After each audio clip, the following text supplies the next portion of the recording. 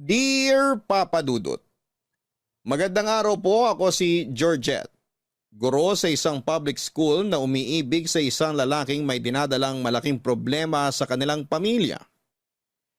Naging maayos naman ang relasyon namin ni Lino pero sa kasamaang palad ay hindi ito nagtagal dahil nakaapekto sa pagsasama namin ang alitan nila ng kanyang ama.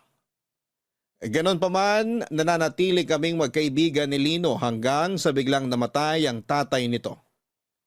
Dahil doon ay bigla na lang umalis si Lino at nagpakalayo-layo nang hindi man lang nagpapaalam sa akin.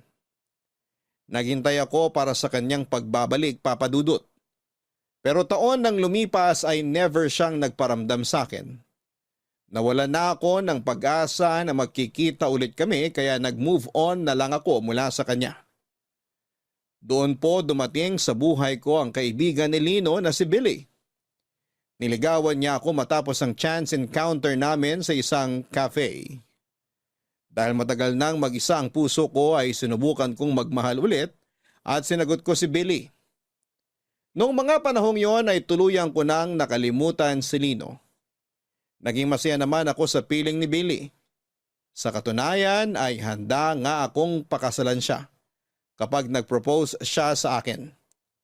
Ganon ako kaseryoso sa kanya, Papa Dudut, pero ang marriage proposal na inaasahan ko ay naging mailap.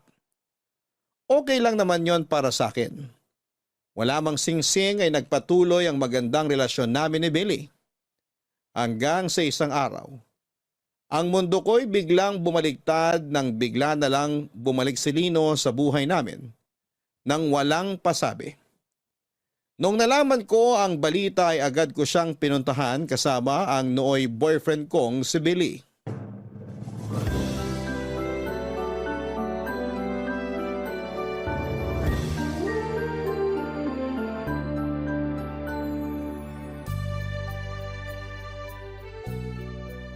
Grabe, ang laki ng pinagbago mo, Lino. Oo nga, medyo nagkalaman ka. Masarap ang pagkain sa probinsya eh. Pero alam mo, nagtatampo pa rin ako sa'yo. Sa inyong dalawa ng kuya mo. Ha? Pati kay kuya nagtatampo ka? Bakit naman? Alam pala niyang sa Tugigaraw ka nagtatago tapos hindi man lang niya sinabi sa akin. Ah, yun ba? Pasensya na. Sinuben ko kasi siya na wag na lang muna niya ipagsabi kung nasan ako. Tapos ikaw, hindi ka man lang nagpaalam. Nakakagigil ka. Bigla-bigla ka na lang nawala. Hindi man lang namin alam kung buhay ka pa ba o kinidnap ka na ng mga alien. Oo nga. Ang totoo niyan, hindi ko rin naman pinlano yung ginawa ko eh.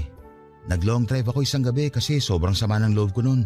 Tapos naisip ko, ba't kaya hindi na lang ako umalis? Baka sakaling mawala yung nararamdaman kong sakit. Pag uwi ko, kumuha ako ng damit. Iniwan ko lahat ng gamit ko tapos sumakay na ako ng bus papuntang Tugigaraw. Ano yon, soul searching? Kailangan mo hanapin sarili mo, ganon? Parang ganun na ngayon nangyari. Pero kahit na, dapat nagsabi ka man lang. Maiintindihan naman namin eh. Hindi ko na rin alam kung anong pumasok sa isip ko noon eh. Basta ang naalala ko na lang, ayoko na. Ayoko nang maalala yung mga masasakit na nakaraan ko. Pasensya na kung pinag-alala ko kayo. Ano pa nga bang magagawa namin? Tapos na. Nangyari na eh. Ang mahalaga, nakabalik ka na. Salamat sa pag-intindi. So, kumusta naman ang naging buhay mo dun sa probinsya? Maganda. Tahimik, sobra. Mababait yung mga tao doon. Tapos yung environment, ibang-iba dito sa Maynila. Sobrang peaceful doon. Parang ang gaan ng buhay, walang problema. Maganda naman pala dun eh. Bakit mo iniwan yung lugar na yon? Nandito na yung buhay ko eh. Maganda doon, oo. Pero mas komportable ako sa buhay sa syudad. Tsaka, namiss ko kayo. Wala kayang Billy doon na lagi nag-aaya ng inuman at galaan. Siraulo ka talaga. Alam na ba to ng tropa na nagbalik ka na? Oo, nasabihan ko na yung iba. Malamang alam na rin ng lahat. Di ano pang inaantay mo dyan? Inuman na ulit. Pas na muna tayo sa inom. Hindi pwede, dapat… teka, may tumatawag sa akin. Sino? Sa shop. Maiwan ko muna kayong dalawa. Baka nagka-problema na naman sila sa inventory. Alam nyo naman dun, hindi sila makapagtrabaho ng matino kapag wala ako. O sige, check mo muna sila doon. Lino, sa labas muna ako ha. Sige lang.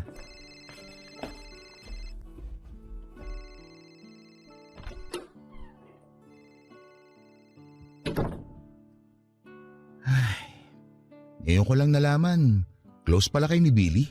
Ha? Tungkol pala dyan. Boyfriend ko na si Billy, Lino. Ha? Kailan pa? Matagal na. Mahigit 1 taon na rin kaming dalawa. 1 taon na? Hindi mo na ako nahintay? Nawala ka, Lino. Umalis ka nang walang paalam, nang walang pasabi kung kailan ka babalik. Anong hihintayin ko kung hindi naman ako sigurado kung babalik ka pa ba o hindi na? I'm sorry. 2 taon kang nawala. Tapos aasahan mo open arms kitang tatanggapin pagbalik mo? Hindi ganun yun, Lino. Hindi ako rest house na pwede mong iwan ng mahabang panahon tapos babalikan mo lang kapag trip mong magbakasyon. Hindi naman ganun ang turing ko sa'yo eh. Oo, hindi nga. Pero ganun yung ginawa mo sa akin. Kaya wag mo akong sasabihan na hindi kita nahintay. Dahil matagal na panahon din akong naghintay sa'yo bago ko pinapasok si Billy sa puso ko. Naiintindihan naman kita. Nagulat lang ako na… Ano na, tara na, painom ka na, Lino. Anong sabi sa shop? Wala, napindot lang daw. Ano, Lino? Kung ayaw mong uminom, gusto nyo lumabas na lang tayo? Kailangan nating i-celebrate yung pagbabalik mo. Tatawagan ko yung tropa. Next time na lang siguro. Ako na lang mag-aaya sa susunod. Ganun ba? O sige, kung ganun mauna na kami ni Georgette. Aalis na tayo? Oo, di ba sabi mo kailangan ng materials para sa activity niyo sa school bukas? Oo nga pala. O paano? Mauna na kami, Lino. Sige, mag-ingat kayo. Salamat sa pagbisita.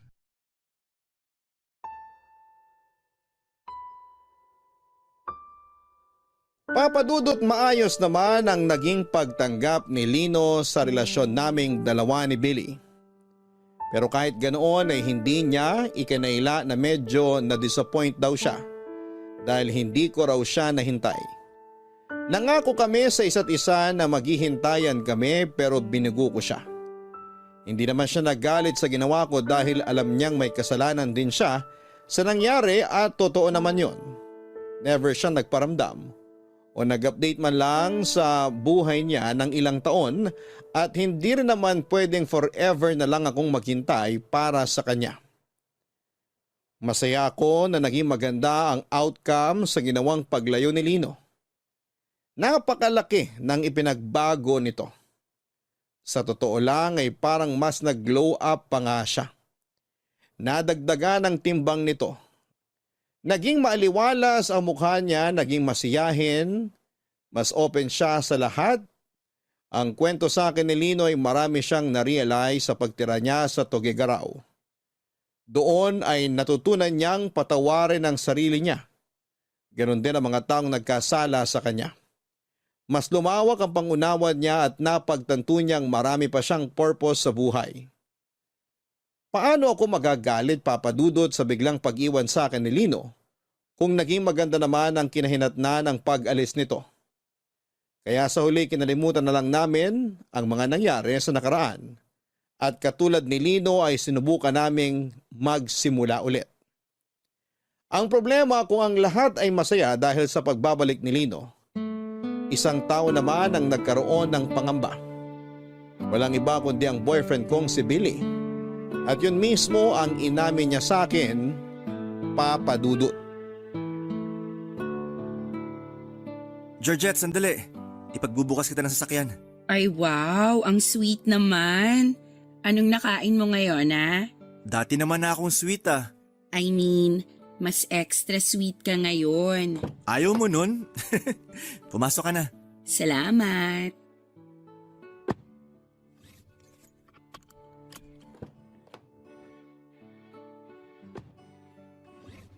So, next stop sa mall. Ano, tara? Let's go.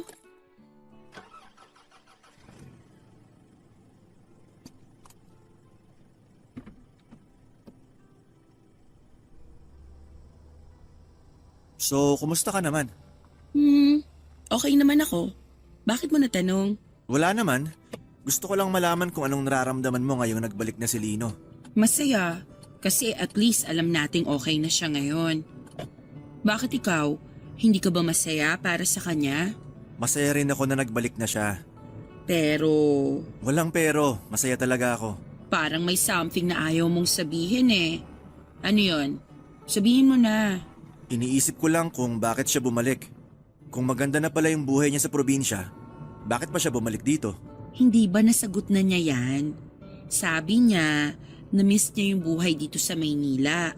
Kayong kabarkada niya, na-miss niya. Kami ba talaga yung sadya niya kaya siya bumalik? O baka naman ikaw? Ha? Bakit naman ako magiging sadya ni Lino? Alam naman natin pareho na may nakaraan kayong dalawa. Hindi natin maikakaila yun. O tapos, yung nangyari sa amin, tapos na yon. Katulad nga ng sinabi mo, nakaraan na yon. Hindi ko alam kung bakit issue yun sa'yo ngayon. Hindi naman siya issue sa akin. Napapaisip lang ako kung isa ka ba sa rason kaya niya iniwan yung buhay niya sa probinsya at bumalik siya rito. Hindi ko alam. Pero kung sakali mang isa ako sa mga rason kung bakit siya bumalik, may problema ba dun? Para sa akin meron. Ano? Ano namang magiging problema dun? Kasi baka ibig sabihin nun may inaasahan pa siya sa'yo. Gusto ka pa niyang balikan, ganon. Billy, hindi na mangyayari yun. Nasabi ko na kay Lino na ikaw na ang boyfriend ko ngayon. Malinaw na sa kanya na wala na siyang babalikan. Kung sakali bang hindi naging tayo, may chance ba na maging kayo ulit ngayong nagbalik na siya? Yung mga tanong mo, mga tanungan ng taong overthinker eh. Kailan ka pa naging overthinker? Simula nung na-realize ko na malaki ang chance na may kaagaw na pala ako sa'yo. Alam mo Billy, hindi mo na kailangan mag-overthink. Kasi wala na mga agaw sa akin.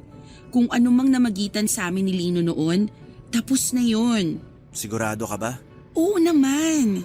Natatakot lang naman ako na baka biglang bumalik yung feelings niyo sa isa't isa eh. Hindi na mangyayari yon kasi ikaw na yung mahal ko. Ikaw ang boyfriend ko. Salamat sa assurance. Huwag mo nang isipin yung mga bagay na yan kasi tinatakot mo lang sarili mo. Alam mo kung anong magandang gawin natin bago tayo bumili ng materials? Daan muna tayo sa resto. Kumain tayo ng dinner. Kasi kanina pa ako gutom eh. Mabuti pa nga. May alam akong masarap na resto malapit sa mall na pupuntahan natin. Go! Tara! Sa mga sumunod na linggo ay walang ibang ginawa si Lino kundi ang balikan ng mga kaibigan at kamag-anak na bigla na lang niyang iniwan. Lahat sila in-update niya tungkol sa buhay niya at humingi na rin ng pangunawa sa biglang pagkawala niya. Kabilaan noon ang paglabas ng magbabarkada dahil na-miss nila si Lino. At dahil nasa parehong barkada si Billy ay palagi rin ako naiimbitahan sa mga ganap nila noon. Papadudot isang bagay ang napansin ko kay Lino tuwing magkakasama sila ng barkada niya. Kahit umuulan ang alak ay hindi na umiinom pa si Lino. Kahit na anong pilit sa kanya ng mga kaibigan niya ay tuluyan na raw niyang kinalimutan ang alak. Para bang naging allergic na siya doon. Masaya na siya na nakikipagkwentuhan lang sa mga kasama niya kahit na hindi siya umiinom.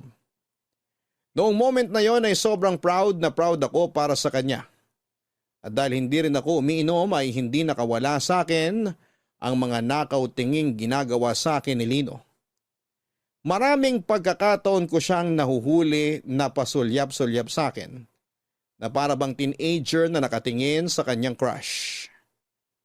Nang patapos na ang inuman nila, ay isa-isa nang nagpaalam ang mga kaibigan nila Lino at Billy.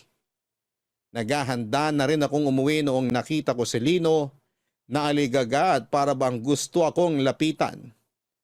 Pero dahil nasa tabi ko lang si Billy ay hindi siya makalapit sa akin. Maging ako.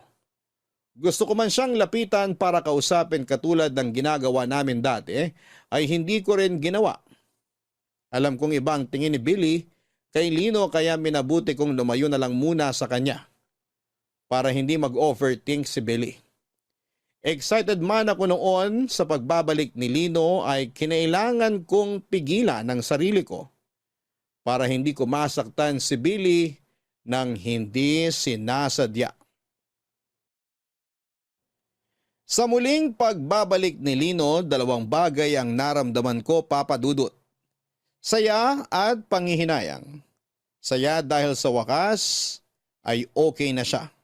Wala na siyang dinadalang mabigat sa puso niya. Panghihinayang dahil hindi ko maiwasang isipin ang katanungan na kung hinintay ko ba siya, ay ano kaya ang magiging relasyon namin ngayon. Ayoko mang aminin noon pero iba pa rin ang tingin ko kay Lino. Alam kong iba pa rin ang attachment na nararamdaman ko sa kanya kahit na ilang taon na kaming nagkahiwalay. Kaya nga minsan kapag nagkayayaan ang barkada nila Lino at Billy ay minsan ay hindi na lamang ako sumasama para maiwasan ko si Lino. Alam ko kasi sa sarili ko na hindi maganda ang nararamdaman ko para sa kanya. Ganon din naman ang ginawa ni Lino na lumayo at umiiwas din sa akin bilang respeto na rin sa relasyon namin ng kaibigan niyang si Billy. Litong-lito ako noon sa nararamdaman ko. Hindi ko alam kung dahil ba sa sobrang na-miss ko lang si Lino, kaya ako nagkakaganon. O baka naman hindi pa talaga ako tuluyang nakaka-move on mula sa kanya. Masaya naman ako that time sa piling ni Billy. Masaya ako at kontento na ako sa relasyon naming dalawa. Handa na nga akong magpakasal sa kanya noon pero nang bumalik si Lino ay para bang nagbago ang tibok ng puso ko. At hindi ko gusto ang nararamdaman kong yon. Ang pagkalito ng damdamin ko ang ibinahagi ko kay Tati para masagot ang katanungan sa puso ko. Pero kung sakali sana maurong yung date ng event para naman kahit papano makapagpahinga tayo, no? Sa tingin mo? Hoy! Okay ka lang? Ha? Nakikinig ka ba sa sinasabi ko? Kanina ka pa nakatunga nga dyan sa sopas na kinakain mo ah. Ano ba yung sinabi mo? Wala. Huwag mo nang isipin yon. Sagutin mo na lang yung tanong ko, okay ka lang ba? Oo naman. Bakit naman ako hindi magiging okay? Kasi pansin ko nito mga nakaraang araw, parang wala ka sa sarili mo. Para bang ang lalim-lalim lagi ng iniisip mo? Marami lang talaga akong iniisip ngayon. Paperworks, activities sa school, tapos malapit na exams ng mga bata. Ewan ko, sobrang crowded ng utak ko ngayon. Yun lang ba talaga? Oo, wala nang iba pa. Kasi napansin ko rin na nagkaganyan ka simula nang bumalik na si Lino. Ha? Hindi ah. Ay nako Georgette, ako pa ba ang paglilihiman mo? Kilalang kilala na kita? Sabihin mo nga sa akin yung totoo. May kinalaman si Lino sa nangyayari sa'yo ngayon ano? Sige, sasabihin ko sa iyo ang totoo pero sa atin na lang to ha. Go! Ano ba kasing meron? Tama yung hinala mo na may kinalaman nga si Lino sa kung bakit ako nagkakaganito. Wait, sa paanong paraan? Ginugulo ka ba niya? Hindi naman pero unconsciously. Oo. Unconsciously? Paano? Oy, huwag mong sabihin may gusto ka pa rin dun sa tao. Oh my gosh, Georgette! Hindi ko naman alam na may feelings pa rin ako para sa kanya eh. Ngayon ko lang na-realize. Ano ngayon mo lang na-realize? May boyfriend ka na, no? Alam ko. Oh, tapos? Dapat wala ka ng ganyang-ganyang nararamdaman pa sa ex mo. Hindi ko nga rin alam eh. Naguguluhan na ako. Wala kang dapat ikagulo ng isip, okay? Common sense lang yan. May boyfriend ka, so mag-focus ka sa boyfriend mo. Yun naman ang ginagawa ko eh. Pero hindi pa rin siya nawawala sa isip ko. Alam mo ba yung term na limerence? Limerence? Ano naman yun? Yung obsessive infatuation na nararamdaman mo sa isang tao. Yung bigla-bigla ka nalang nagkakaroon ng desire na makasama siya. Namimiss mo siya, gusto mo siyang kasama, obsessed ka sa taong yun kahit wala naman siyang ginagawa. Limerence daw ang tawag doon eh. At talagang nag-research ka pa para lang panindigan yung nararamdaman mo, ha? Hindi ko nga alam kung ba't ako nagkakaganito eh. Kaya hinahanap ko yung sagot.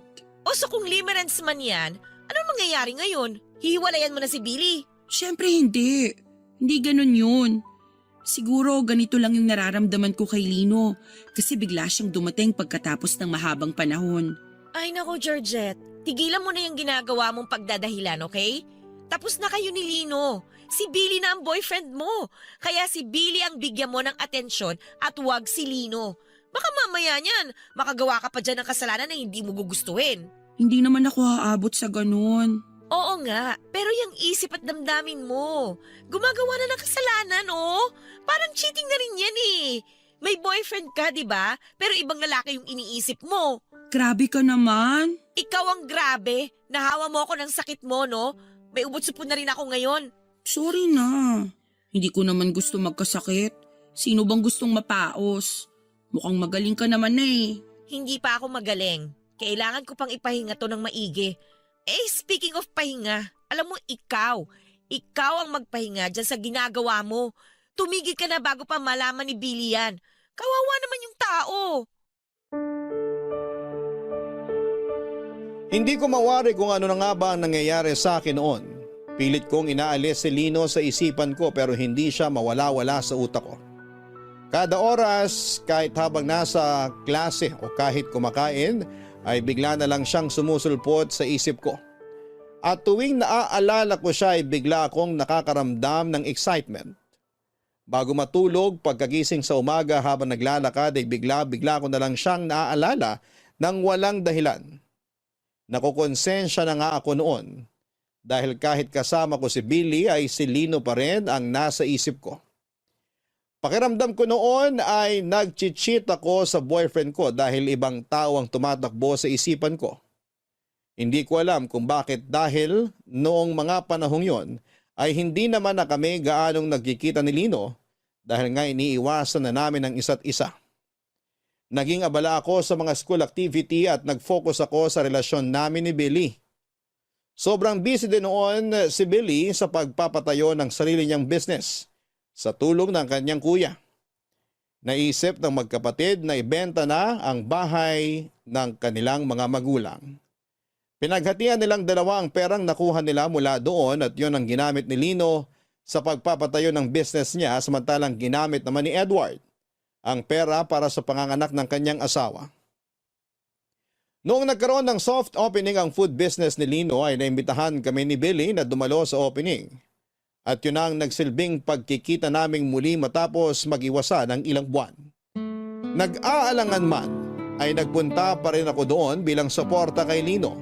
At para na rin hindi mahalata ni Billy na iniiwasan ko si Lino, Papa Dudut. Tati, salamat sa pagsama sa akin dito sa opening ng business ni Lino ha. Hindi ko na talaga alam kung kakayanin kong pumunta rito ng mag-isa. Ako dapat yung magpasalamat kasi makakakain ako ng libre. Libre mo naman to, di ba? Magbabayad pa ba tayo? Mukhang ililibre naman tayo ni Lino sa pagkain niya eh. Gaga, magbayad ka? Kaya nga inimbita tayo rito para suportahan yung business niya. Opening to, hindi food tasting, no? Ganun ba yun? Oo naman, ano ka ba? Ikaw talaga, kuripot mo rin eh, no? Teka, bakit pala nandito tayo sa sulok? Bakit hindi tayo jumoin dun sa grupo nila dun sa harap?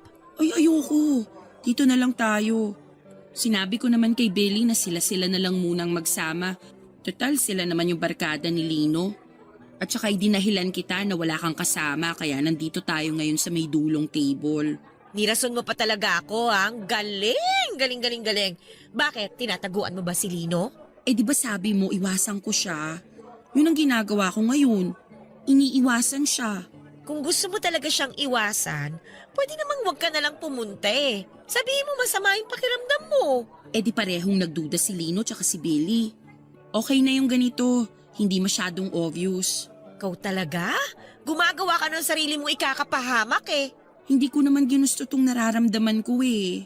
Sige nga, sabihin mo sa akin, paano mo uutusan yung feelings mo na wag nang makaramdam para sa isang tao? Bigyan mo ng maayos na logic. Sabihan mo yung utak mo na mali ang ginagawa mo. Sa tingin mo hindi ko ginagawa yan? Araw-araw kong nire-remind ang sarili ko na mali tong ginagawa ko, na lagi kong iniisip si Lino kahit hindi naman na dapat. Alam ko na kung ano yung problema. Hindi ikaw eh. Hindi ang isip mo. Hindi ang puso mo. Eh ano? Eh di ba bigla siyang nawala nung nagpaplano kayong magkabalikan sana kung sakali mang maayos nyo na yung sarili-sarili nyong problema? Yun yung bago namatay yung tatay ni Lino. Kaso hindi natuloy kasi nga bigla siyang nag-far away. Oo. O tapos ngayon, bumalik siya na parang walang nangyari. Oo nga, alam ko na yung mga yan. So ano yung dahilan kung bakit ako nagkakaganito? Kasi wala kayong closure. Kumbaga sa libro, bukas pa yung storya niyong dalawa. Hindi pa natatapos, wala pang ending. Hindi pa naisasara yung libro ninyong dalawa. Parang open ending yung kwento namin, ganon? Tumpak! At dahil Dahil open ending ang story niyong dalawa, kung ano-ano ngayon ang tumatakbo dyan sa isip mo. Kaya hindi mo maalis-alis si Lino dyan sa utak mo. Mukhang tama ka nga. Baka ganun nga yung nangyayari sa akin ngayon. Mukhang kailangan ko nga talaga ng closure. Oh, ano pang hinihintay mo? Nandyan na si Lino, oh. Kausapin mo na para magkaroon kayo ng closure. Sandali lang. Hindi ko pa alam kung ano sasabihin ko. Wala ka namang ibang sasabihin, kundi tapusin yung ugnayan yung dalawa eh. Sabihin mo sa kanya na isasara mo na yung storya nyo, na wala ng sequel, wala ng part 2, ending na talaga. Sige, gagawin ko yung sinabi mo. Pero kailangan ko munang mag-ipon ng tapang. Kailangan ko munang ayusin tong pag-iisip ko bago kami mag-usap. Ay naku, bala ka nga. Ang maganda niyan, para mas malinawan yung utak mo, kailangan na nating kumain. Nasaan na ba yung order natin? Gusto ko na matikman yung pansit ni Lino eh. Teka nga, follow up ko lang ha. Mabuti pa nga. Gutom na rin ako eh.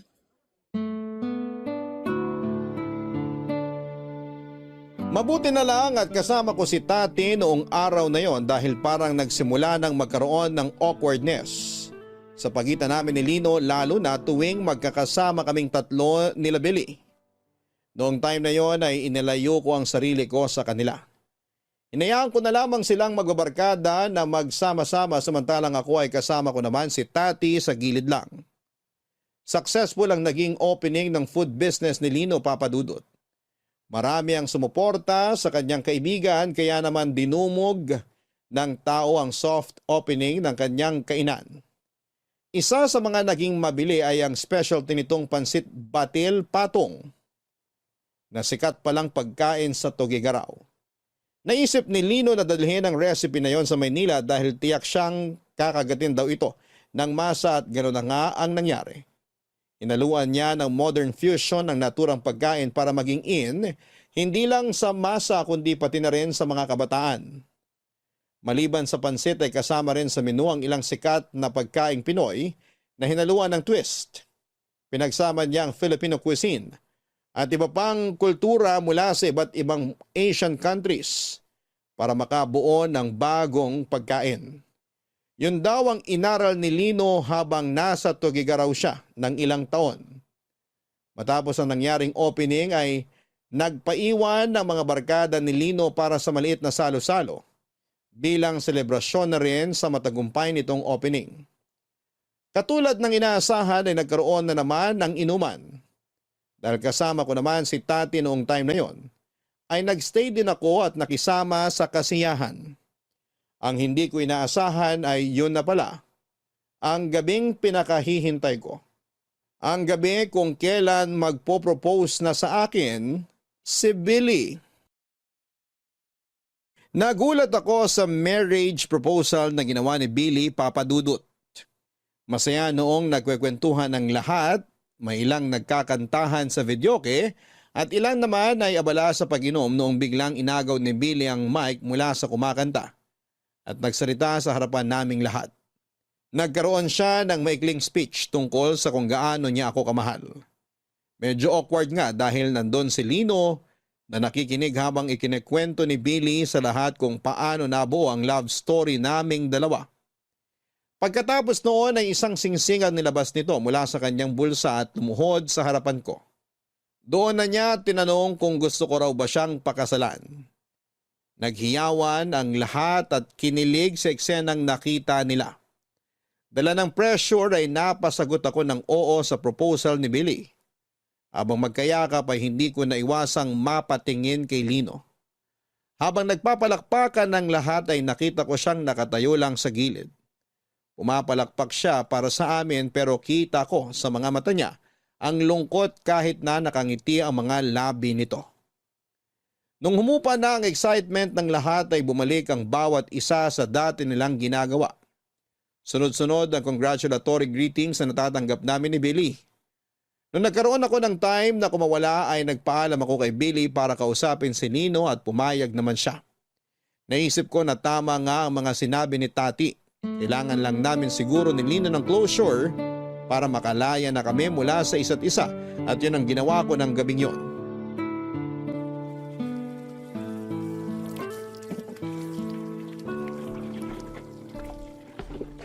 Lino, busy ka ba? Oh, ikaw pala. Hindi naman ako busy. Tinatapos ko lang itong mga nagamit na pinggan para wala na hugasin bukas. Bakit? Pwede ba tayong mag-usap? Oo naman. Anong meron?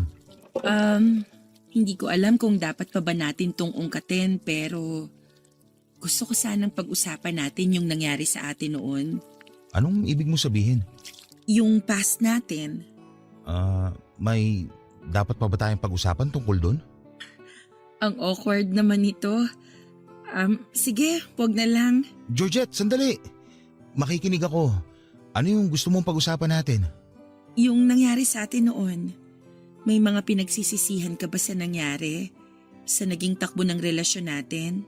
Kung gusto mong malaman kung may pinagsisisihan ba ako sa naging takbo ng relasyon natin, ang sagot ko oo. Marami. Marami akong pinagsisisihan sa mga ginawa ko na kung mababalik ko lang yung nakaraan, marami akong babaguhin. Marami akong gustong gawin. Nagsisisi ka saan? Saang parte? Kasi kung ako ang tatanungin mo, wala akong pinagsisisihan sa relasyon natin. Naging masaya ako na nakilala at naging boyfriend kita noon. Nakakalungkot na kinailangan kitang hiwalayan. Pero kailangan kong gawin yon para rin sa sarili ko. Hindi ko rin pinagsisisihan yung ginawa kong yon, Lino. Salamat na ganun ang tingin mo sa relasyon natin. Masaya, hindi malilimutan. Sa akin kasi, yung parting yun ng buhay ko ang isa sa mga pinakamahirap. Sobrang lugmok ako nun sa puntong nasayang kita. Sinayang kita. Hinayaan kitang umalis. Hindi man lang kita ipinaglaban kahit na alam ko sa sarili ko kung gaano kita kamahal. Kung ganun, bakit ka umalis? Bakit hindi ka nagsabi sa akin?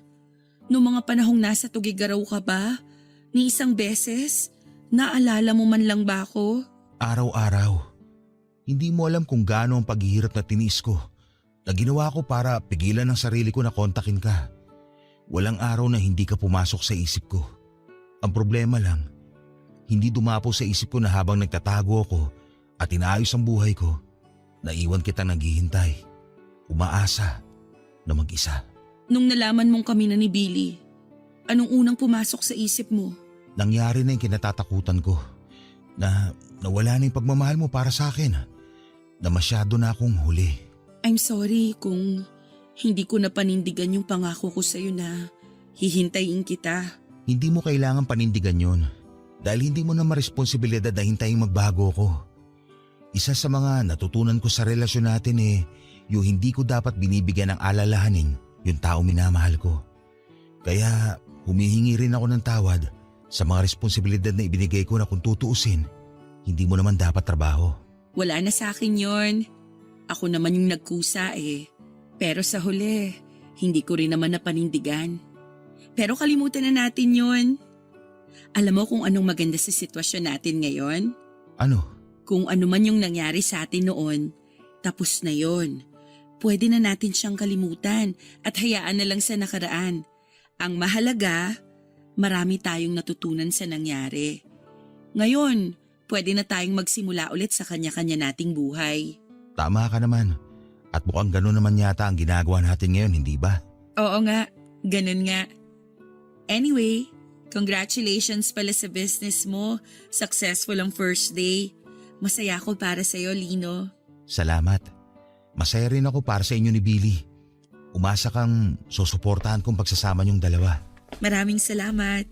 Georgette, Lino, nandito lang pala kayo Kung saan-saan ko kayo hinahanap. Ano, tara na? Aalis na ba kayo?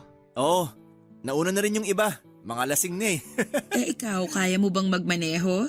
Oo naman. Kanina pa naman ako tumigil sa pag-inom Kaya nakapagpahinga na ako. Nawala na yung amats ko. O sige, tara na.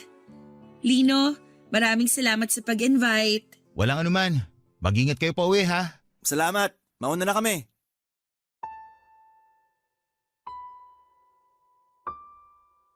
Papadudot, akala ko matatapos na ang nararamdaman ko kapag nagkausap na kami ng masinsina ni Lino. Pero sa naganap na pag-uusap namin, sa halip na closure ang matanggap ko, ay mas lalo pang gumulo ang nararamdaman ko. Bigla na lang nagkaroon ng pagdadalawang isip ang puso ko. Kung noon ay willing at ready na akong pakasalan si Billy, noong time na yon ay para bang nagkaroon ako ng pag-aalinlangan. Ang kagustuhan ko noong pakasalan si Billy ay bigla na lang nabawasan dahil hindi ko mabitaw-bitawan si Lino. Alam kong mali ang nararamdaman ko kaya pilit kong inalis sa isipan ko si Lino.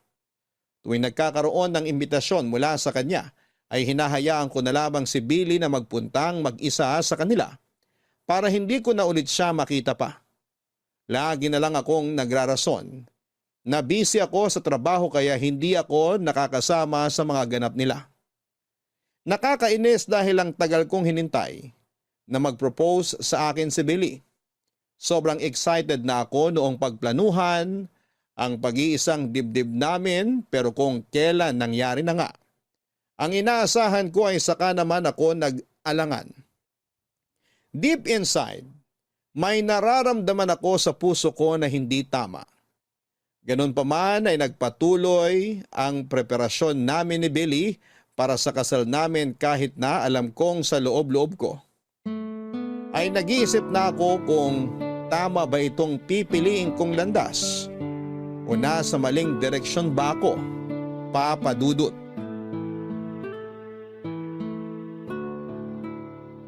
Oh, tingnan mo to. Parang maganda to. Modern rustic wedding. Pero panigurado magastos to. Vintage kaya? O normal wedding na lang? Ano nga ulit yung sabi mo nun? Di ba gusto mo ng garden wedding ba yun o beach wedding?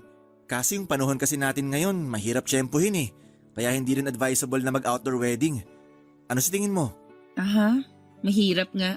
Ano ba? Ano pa bang suggestion mo? Georgette, okay ka lang ba? Ha? Parang wala ka namang kalatoy-latoy ngayong araw. Masama ba pakiramdam mo? Ay hindi, hindi okay lang ako. Maayos naman pakiramdam ko. Eh bakit parang wala ka namang interest dito sa pinag-uusapan natin? Bumili pa nga ako ng wedding magazine kasi akala ko magugustuhan mo to. Pero parang nasa ibang dimension naman yung isip mo. Sorry, puyat kasi ako kaya hindi pa nagfa-function ng maayos tong utak ko. Gusto mo ba ng kape? Mag-order ako. Hindi na, salamat. Nagkape na ako sa bahay kanina. Dati-rati kapag kasal ang pinag-uusapan, sobrang excited mo. Bakit ngayon di ko na maramdaman yung excitement mula sa'yo? Marami lang talagang tumatakbo sa isip ko ngayon. Pasensya ka na ha. Tulad ng, Basta, sabihin mo na. napaisip lang ako. Aware ka pala na matagal ko nang gustong magpakasal? Akala ko hindi mo lang magets yung ginagawa kong pagpapapansin noon. Oo naman. Lagi mo kayang binabanggit sa akin yung pagpapakasal. Hindi mo man sinasabi directly pero ramdam ko. Pero bakit ngayon ka lang nag-propose sa akin? Kung ganong alam mo na pala yung gusto ko. Siyempre hindi naman ganun kadaling magpakasal, Georgette. Kailangan ko pa rin pag-isipan yun ng maigi. Hindi basta-basta ginagawa yung desisyon na yun. Oo, naiintindihan ko naman na hindi ganon kadali ang magdesisyon. Pero bakit ngayon? Bakit biglang naisip mo na gusto mo na palang magpakasal ngayon? Anong dahilan? Anong meron ngayon na wala noon? Hindi ko alam na kailangan pala ng interview pagkatapos ng proposal. Marami kasi tayong bagay na kailangan i-consider bago magpakasal. Siyempre yung expenses, yung status natin kung kaya ba nating bumuo ng pamilya and whatnot. Tapos siyempre kailangan ding ready tayo mentally. Lahat ng yon and other factors, pinag-isipan ko muna bago ko nag-propose sa'yo. Para sa ganun, masasabi kong ready na talaga ako. I see. Bakit parang hindi ka satisfied sa sagot ko? Hindi ba yun yung inaasahan mong sagot? Wala bang kinalaman si Lino dito? Si Lino? Anong connect ni Lino sa kasal natin? Napaka-coincidental lang kasi na sa tagal ng panahong nagpaparamdam ako sa'yo na gusto ko nang magpakasal. Saka mo lang naisip na mag-propose kung kailan bumalik na si Lino. Hindi ba yun ang dahilan? Siyempre hindi. Bakit naman si Lino ang magiging dahilan kung bakit kita pakakasalan? Pakakasalan kita kasi mahal kita. Kung iniisip mo na si Lino nag-trigger kung bakit ako biglang nag-propose sa'yo, hindi siyang dahilan. Sorry, na-curious lang ako. Aaminin ko. Oo, na-threaten ako nung biglang bumalik si Lino. May past kayo eh. Natural lang naman siguro na makaramdam ako ng ganon. Lalo na't siya yung dahilan kung bakit natagalan ka rin na sagutin ako noon. Ngayong bumalik na siya, nagkaroon ako ng takot na baka may nararamdaman ka pa rin para sa kanya. Pero hindi yun ang dahilan ng naging proposal ko sa'yo. Nag-propose ako sa'yo dahil gusto kitang mapangasawa, Georgette. Huwag kang mag-alala. Wala na akong nararamdaman para kay Lino. Huwag mo na siyang ituring na threat dahil matagal nang tapos yung sa amin. Tsaka nag-yes ako, 'di ba? Ibig sabihin, ikaw ang gusto kong makasama. Ikaw ang gusto kong pakasalan. Ganun naman pala eh. Ano bang iniintay natin? Planuhin na natin tong kasal natin. Akin na nga yan. Patingin yung sinasabi mong rustic wedding kung maganda. Eto. Maganda siya. Simple pero elegante. Tingnan mo. Alam ko sa sarili ko na ang lahat ng lumabas mula sa bibig ko noong araw na yon ay pawang kasinungalingan lamang. May nararamdaman pa ako para kay Lino at yon ang totoo. Nasabi ko lang ang mga yon kay Billy dahil ayoko siyang masaktan. Pero ang totoo ay nahahati na ang puso ko para kay Billy at kay Lino. Gusto ko pa rin si Lino, Papa Dudut. Yon ang dahilan kung bakit bigla na lang akong nawala ng gana sa paparating sanang kasal namin ni Billy. Yon ang dahilan kung bakit hindi ko maalis-alis si Lino sa isip ko. Yon ang dahilan kung bakit hindi ako mapakali tuwing nakakasama ko si Lino. Sa mga sumunod na buwan ay pinakiramdaman ko ang sarili ko. Naisip ko na baka may magbago pa sa nararamdaman ko sa paglipas ng mga araw. Pero habang tumatagal, ay mas lalo lang gumulo ang isipan ko. Ang problema ko ay kung ano ba dapat ang susundin ko. Sino ba dapat ang pipiliin ko? Hindi ko alam kung susundin ko ba ang sinasabi ng isip ko na ipagpatuloy ko na lang ang nasimula namin ni Billy. Dahil siya naman ang nandyan noong nawalan ako ng kasama. Mahal ako ni Billy, ramdam ko yon at mahal ko rin naman siya. Pero kung ako ang tatanungin ay iba ang isinisigaw ng puso ko. Mas matimbang ang pagtingin ko para kay Lino kumpara kay Billy. Ang mahirap ay hindi ko alam kung alin ba ang tamang gawin. At noong mga panahong yon ay gulong-gulo na talaga ako. Lalo na't habang tumatakbo ang oras, ay mas lalong napapalapit naman ang araw ng kasal namin ni Billy, Papa Dudut. Kahit hindi sigurado sa nararamdaman ko ay nanatiling tikom ang bibig ko. Sumabay na lamang ako sa agos at nakipag-cooperate sa mga preparation para sa kasal namin ni Billy. May date na ang kasal namin, Papa Dudut.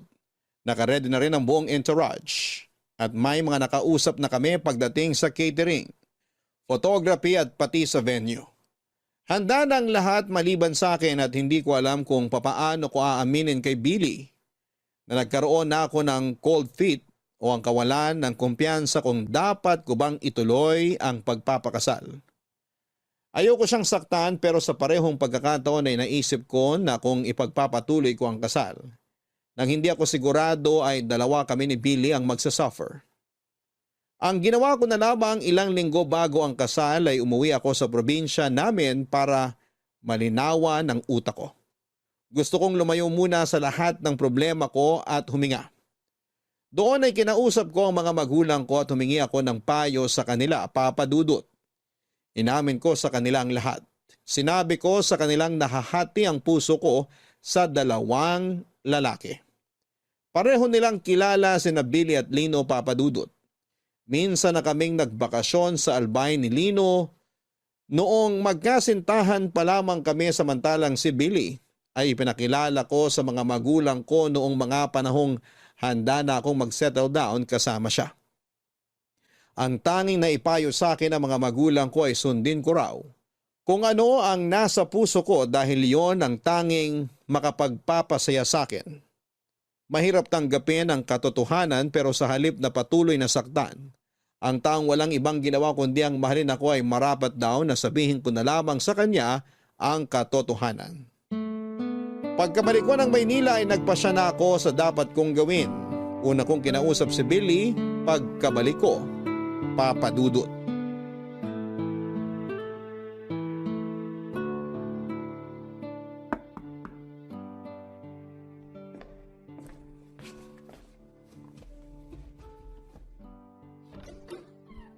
Oh, Georgette, nakauwi ka na pala? Kailan pa? Kahapon pa ako nakabalik. Kahapon pa? Bakit hindi mo man lang ako sinabihan? Kagabi pa ako tumatawag sa'yo, pero di mo sinasagot yung mga tawag ko. Marami lang akong iniisip kagabi. Sorry kung hindi ako nakapag-update. Pwede ba akong pumasok? Oo, pumasok ka. Halika.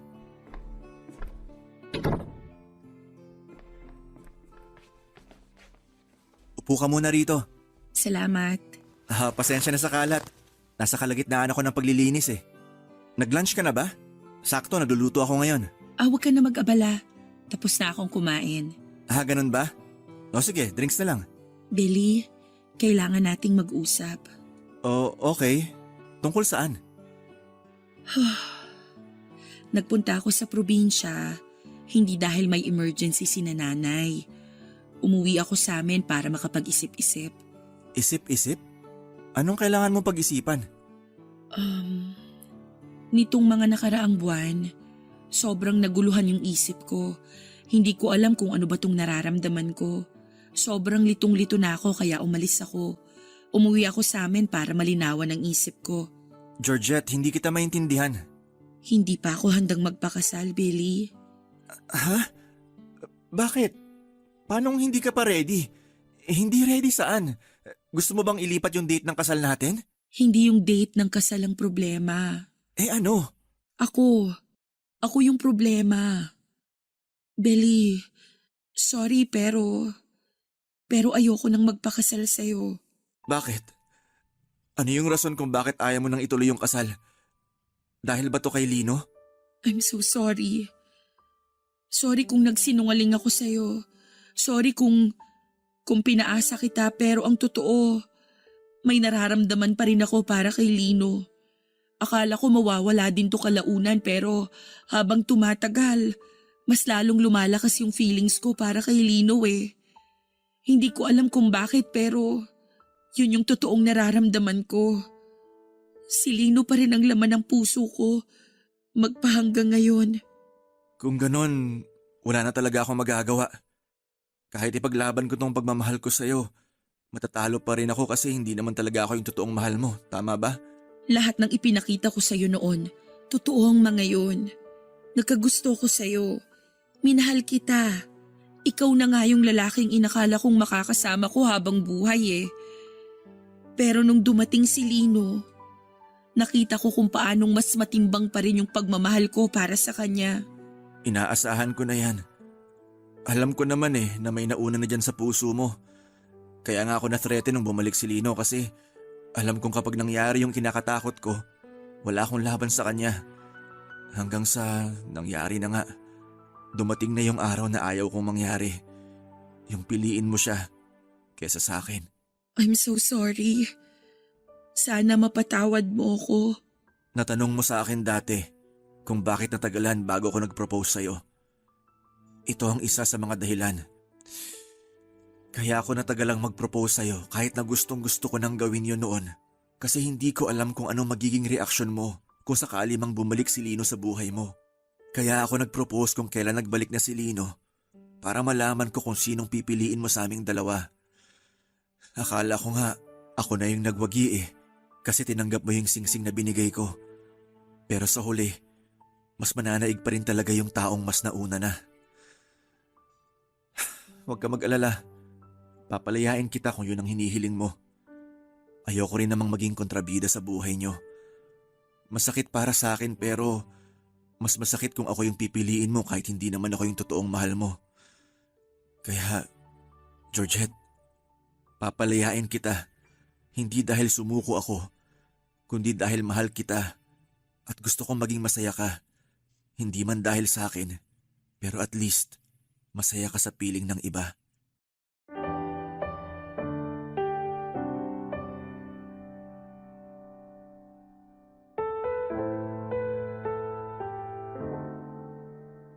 Isa na siguro sa pag-uusap namin yon ni Billy sa mga pinakamasakit na ginawa ko sa buong buhay ko. Napakabigat sa dibdib na harap-harapan kong winasak ang puso niya. Mahirap man pero yon ang nararapat kong gawin dahil noong mga panahong yon ay unti-unti nang nawawala ang intimacy na nararamdaman ko para sa kanya. Marahil ay maraming magagalit sa naging desisyon ko. Pero kung mauulit man ang araw na yon ay gagawin ko pa rin ito. Kahit na mahirap dahil yon ang nararapat. Wala nang ibang nagawa si Billy kundi ang tanggapin ang katotohanan Nagulat ang lahat noong nalaman nila ang balitang hindi na matutuloy ang kasal. Isa-isa naming tinawagan ang mga kinontrata namin para i-cancel na ang mga reservation na ginawa namin. Pagkatapos noon ay nagpakalayo-layo si Billy para makalimot at naintindihan ko ang ginawa niyang yon. Hindi na ulit kami nagkausap matapos ang paghihiwalay naming dalawa. Nakakakonsensya man ang ginawa ko pero mas maganda na yon kesa itinuloy ko ang buhay na alam ko namang hindi rin magtatagal. Ilang araw din akong hindi nakipagkita sa mga kaibigan nila Billy dahil umiwas ako sa maaaring maging tanong nila. Tanging sa school at bahay lang ako nananalagi at kung lalabas man ay si Tati lang ang lagi kong kasama. Makaraan ngang isang linggo ay nag-message sa akin si Lino at tinanong kung okay lang ba ako. Doon ko na siya sinabihan na gusto kong makipagkita sa kanya para makausap siya, Papa Dudut.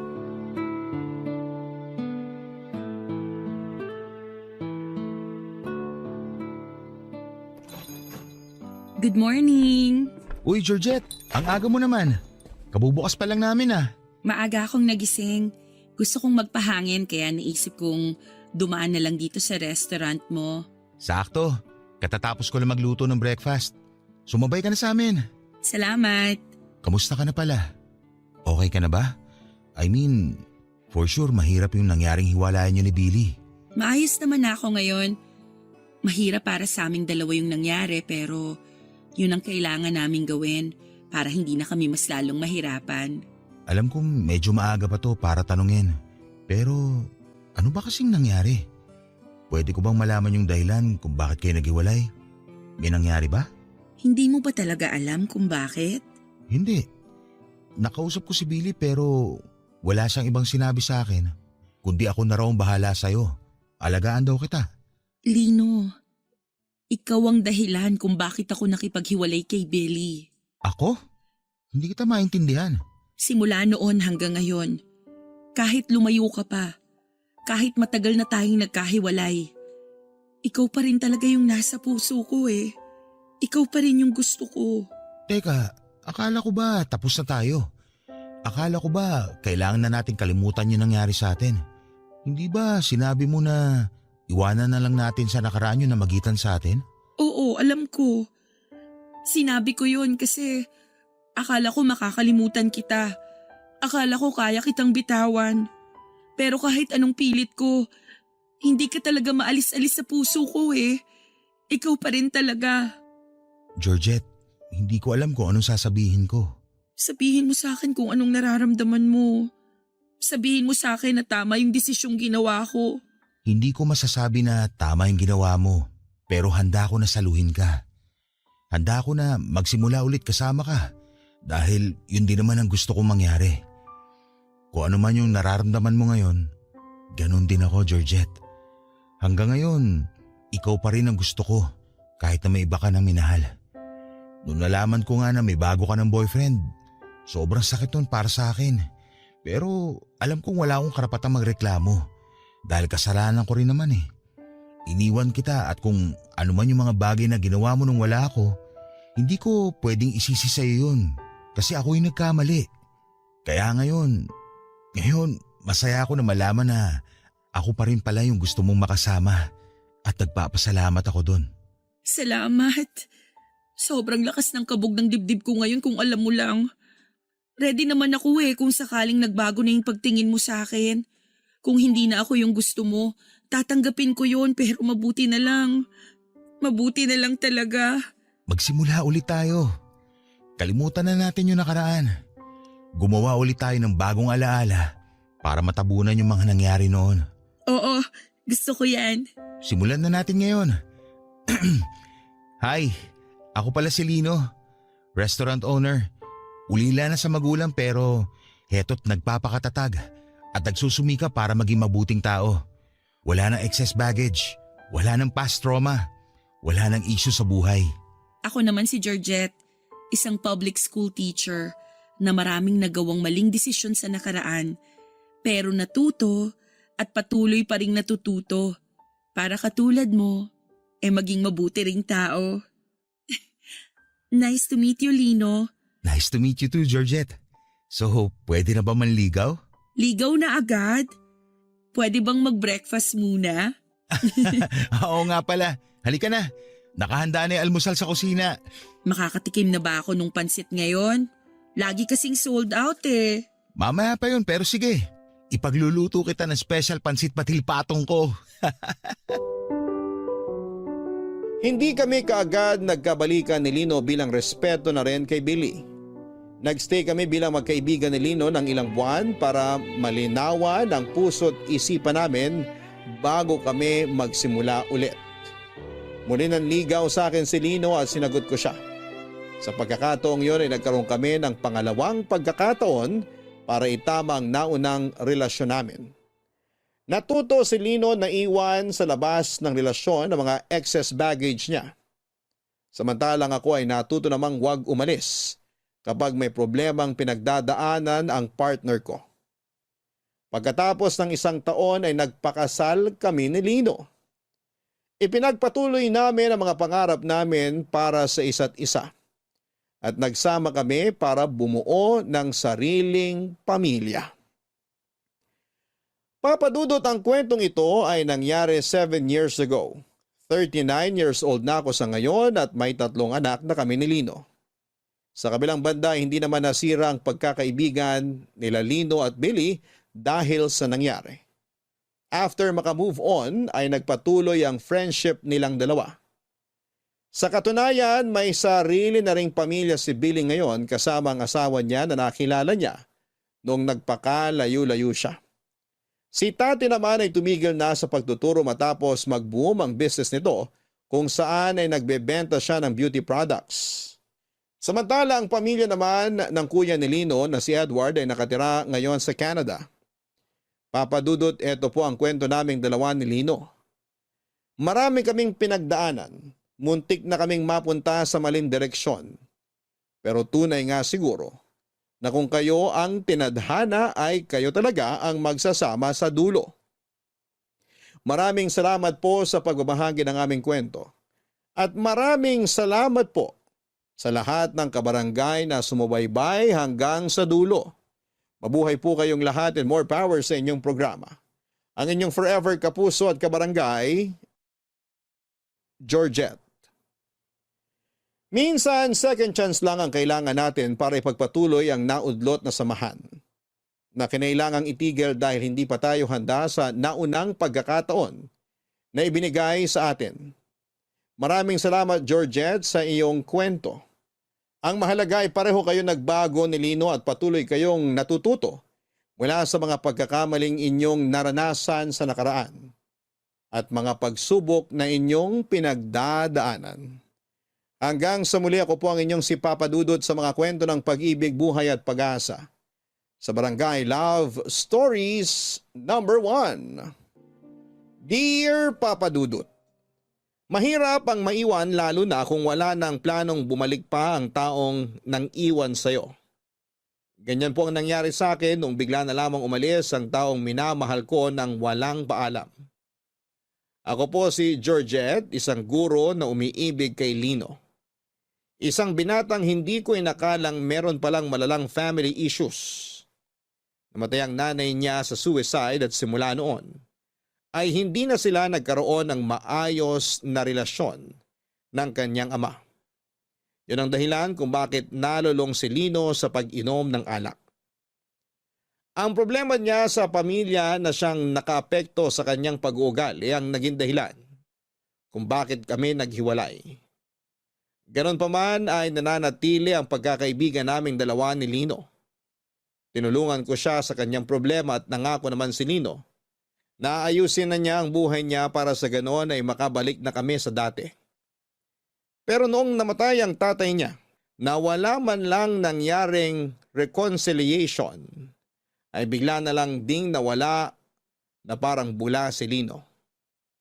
Nung una ay nakala naming nag-out of town lamang siya dahil naisip namin na baka nagluluksa pa rin siya sa biglang pagkawala ng tatay niya. Pero linggo ang lumipas ay hindi pa siya bumabalik. Nagsimula kaming mag-alala para sa kanya. Nag-file kami ng report sa mga pulis at nag-post din kami sa Facebook para mahanap ang kinakaroonan niya. Pero ang lahat ng efforts namin yon ay walang kinalabasan dahil hindi rin namin nahanap si Lino. Puno man ang pag-aalala, ay wala na akong ibang nagawa noon, kundi ang mag-antay at umasa na lamang sa pagbabalik niya.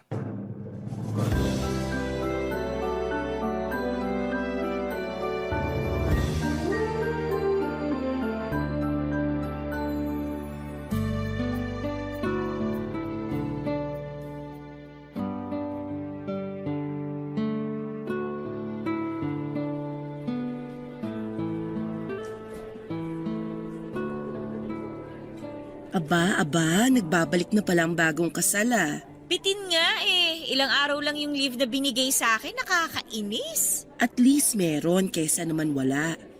So kumusta naman ang buhay bagong kasal? Parang wala namang pinagbago. Nadagdagan lang ng singsing tong daliri ko. Yun lang. Sa bagay, matagal na nga pala kayong live-in ng mister mo kaya ganon. Pero syempre masaya kasi sa wakas, nakatali na kami sa isa't isa ng asawa ko. Congrats! Masaya ako para sa inyo. Salamat! Ikaw naman, kumusta ka na? Heto, maayos din naman ako kahit papano. Wala ka pa rin bang balita tungkol kay Lino? Wala pa nga eh. Hanggang ngayon naghihintay pa rin ako na sana kahit magparamdam man lang siya sa chat. Sabihan niya lang ako kung okay ba siya, kung nasa mabuti ba siyang kalagayan. Paano ka i-chat nun eh? Wala naman siyang social media, di ba? Alam naman niya yung cellphone number ko eh. Ano ba naman yung magpadala siya ng kahit message na, "Uy, wag mo na akong alalahanin, nasa maayos na ang kalagayan ko. Buhay pa ako, regards na lang sa iba." Kahit ganun lang, hindi yung pinag-aalala niya kami. Wala eh. Baka gusto lang siguro ng tao na mapag-isa muna. Yung malayo sa mga taong magpapaalala sa kanya sa mga bagay na masakit pa hanggang ngayon. Alam mo naman, simulat sa pool, kahit ganun yung tatay niya, mahal na mahal niya yun. Kaya siguro nung namatayan siya ng ama, naisip niyang magpakalayo-layo muna. Gets ko naman yun at okay lang yun. Kung gusto niyang lumayo, kung gusto niyang mapag-isa, kung gusto niyang magtago para magluksa, wala namang kaso sa akin yun eh. Ang point ko lang naman, sana nagpaalaman lang siya sa akin o kahit sa kapatid niya. Wala na tayong magagawa. Nangyari na eh.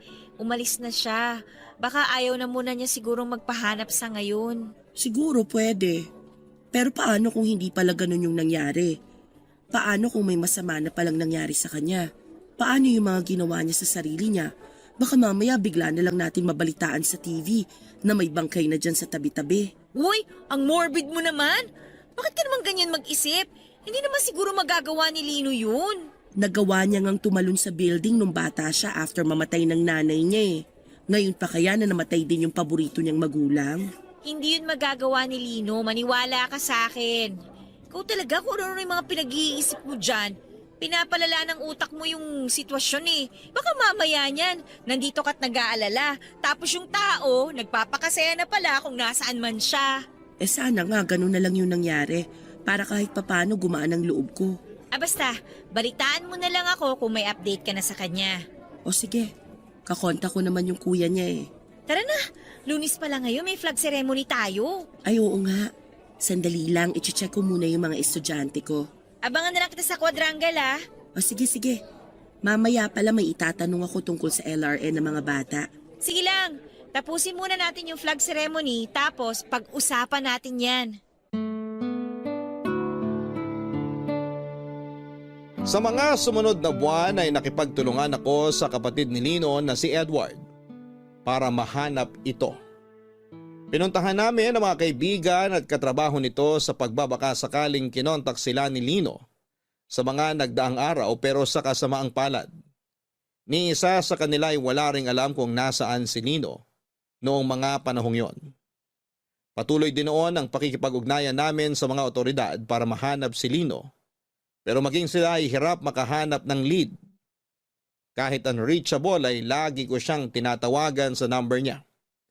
Halos araw-araw rin akong nagpo-post noon ng picture ni Lino sa Facebook. Umaasa na may nakakita sa kanya at magsabi kung saan ang kinakaroonan niya. Hanggang sa isang araw ay isang babae ang kumontak sa akin sa Facebook. Isang picture ang pinadala niya sa akin. Picture yon ng lalaking palaboy-laboy sa Batangas. Nabuhayan ako ng loob. Dahil kamukhang-kamukha ni Lino ang nasa litrato, Papa Dudut. Noong nalaman ni Edward ang tungkol sa message ay agad kaming nagpunta sa Batangas para hanapin ang babaeng nakakita kay Lino. Pinuntahan namin ang palaboy na nakapwesto noon sa isang public market. Pero noong nakita na namin ito ng personal ay hindi siya si Lino. Bagkos ay kahawig lamang niya ito. Dumaan pa ang mga buwan ay unti-unti na kami noong nawawala ng pag-asa na mahanap pa si Lino. Ang last resort lang na tanging naisip ni Edward ay ang magpunta sa Tuguegarao na siyang probinsya ng kanilang ina para doon i-check si Lino, Papa Dudut. Ano palang sadya mo? Bakit ka na pa rito? Galing ako sa bahay nila tati.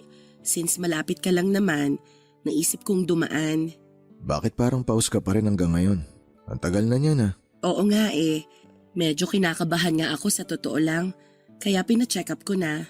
Ano raw ang sabi? Sa stress daw. Kaya ang bilis bumagsak ng immune system ko. Kaya lagi akong may ubo at inaatake ng allergy ko. Kakaisip mo siguro kay Lino yan. Siguro nga. Ang totoo. Kaya rin ako napadaan kasi makikibalita sana ako sa'yo. Ay, wala pa siyang paramdam eh. Cannot be reached pa rin yung phone niya. Ganun ba? Mag-aapat na buwan na siyang nawawala. Hindi ka ba nag-aalala? Siyempre nag-aalala ako para sa kapatid ko.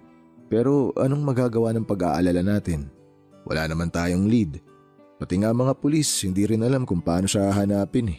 Eh yung mga kaibigan kaya niya, wala rin silang balita? Wala rin siguro. Sinabihan ko naman sila na abisuhan agad ako sakali magparamdam sa kanila si Lino. Ay, naku Lino, nasa ang lupalop ka na ba ng mundo? Next week pupunta ako ng Tuguegarao. Susubukan ko siyang hanapin doon.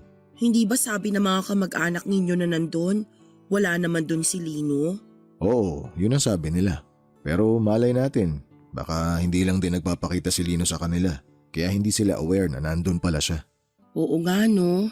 Yun na lang kasi yung naiisip kong lugar na pwedeng puntahan ni Lino eh. Paano kung wala talaga siya dun? Kung wala siya dun, hindi ko na alam. Baka siguro tanggapin ko na lang na ayaw na talaga niya magpakita sa atin. Ano ba kasing pumasok sa isip ng taong yun? Bakit bigla siyang nag-alsa balutan? Nakakainis? Masyado niya sigurong dinamdam yung pagkawala ni Papa. Ganun yun eh. Masyado siyang sensitive. Sa aming dalawa siya yung pinaka-emosyonal. Pareho sila ni Mama. Mas nananaig yung damdamin kesa sa pag-iisip. Napansin ko nga kung gaano katigas yung puso ng papa niyo pagdating sa kanya. Ganon naman kalambot ang puso ni Lino. Ang problema kasi niya, madali siyang mapanghinaan ng loob. Yung tipong kahit hindi naman siya yung kaaway pero kapag may mahal siya sa buhay na nag-aaway, maging siya nasasaktan. Kaya nga naiintindihan ko yung ginawa niya noon eh. Nagawa niya lang na magsumbong sa mama namin kasi nasasaktan siya na nagloloko pala si Papa. Pero nakwento niya sa akin na nagalit ka rin sa kanya noon. Oo, may time na sinisi ko siya. Bata pa ako noon eh. Hindi pa ako ganun ka-mature mag-isip. Nawalan din ako ng ina eh kaya naganap ako ng masisisi. Si Lino yung sinisi ni Papa kaya si Lino na rin yung sinisi ko. Hindi ko ma-imagine kung anong nararamdaman ni Lino noong mga panahong yon. Nawala na siya ng nanay, galit pa sa kanya yung tatay at kapatid niya. Isa yon sa mga pinagsisisihan ko. Kaya siguro naging ganun siya kasi nawalan siya ng kakampi. Yung kaisa-isang kapatid niya na dapat matatakbuhan niya, nagalit din sa kanya. Pero bumawi ka naman eh. Nakita ko naman na hanggang ngayon, isa ka sa mga hinahangaan ng kapatid mo. Nakabawi nga ako pero huli na. Naisip ko nga, kung sana hindi ko tinalikuran si Lino nung bata pa kami, baka siguro hindi ganito yung klase ng buhay niya eh. Wala na tayong magagawa sa nangyari na. Kahit naman malaman mo ang sagot yan, wala pa ring magbabago eh. Ang gawin na lang natin ngayon, hanapin si Lino para masiguro nating nasa mabuting kalagayan siya. Yan na nga mismo ang ginagawa ko. Nakalive na ako sa trabaho ngayon. Sana nga, tama yung hinala ko na nasa Tuguegarao siya. Sana nga, Balitaan mo na lang ako. Oo naman, babalitaan kita agad. Mauna na ako. O paano? Mag-iingat ka pa uwi ah. Salamat.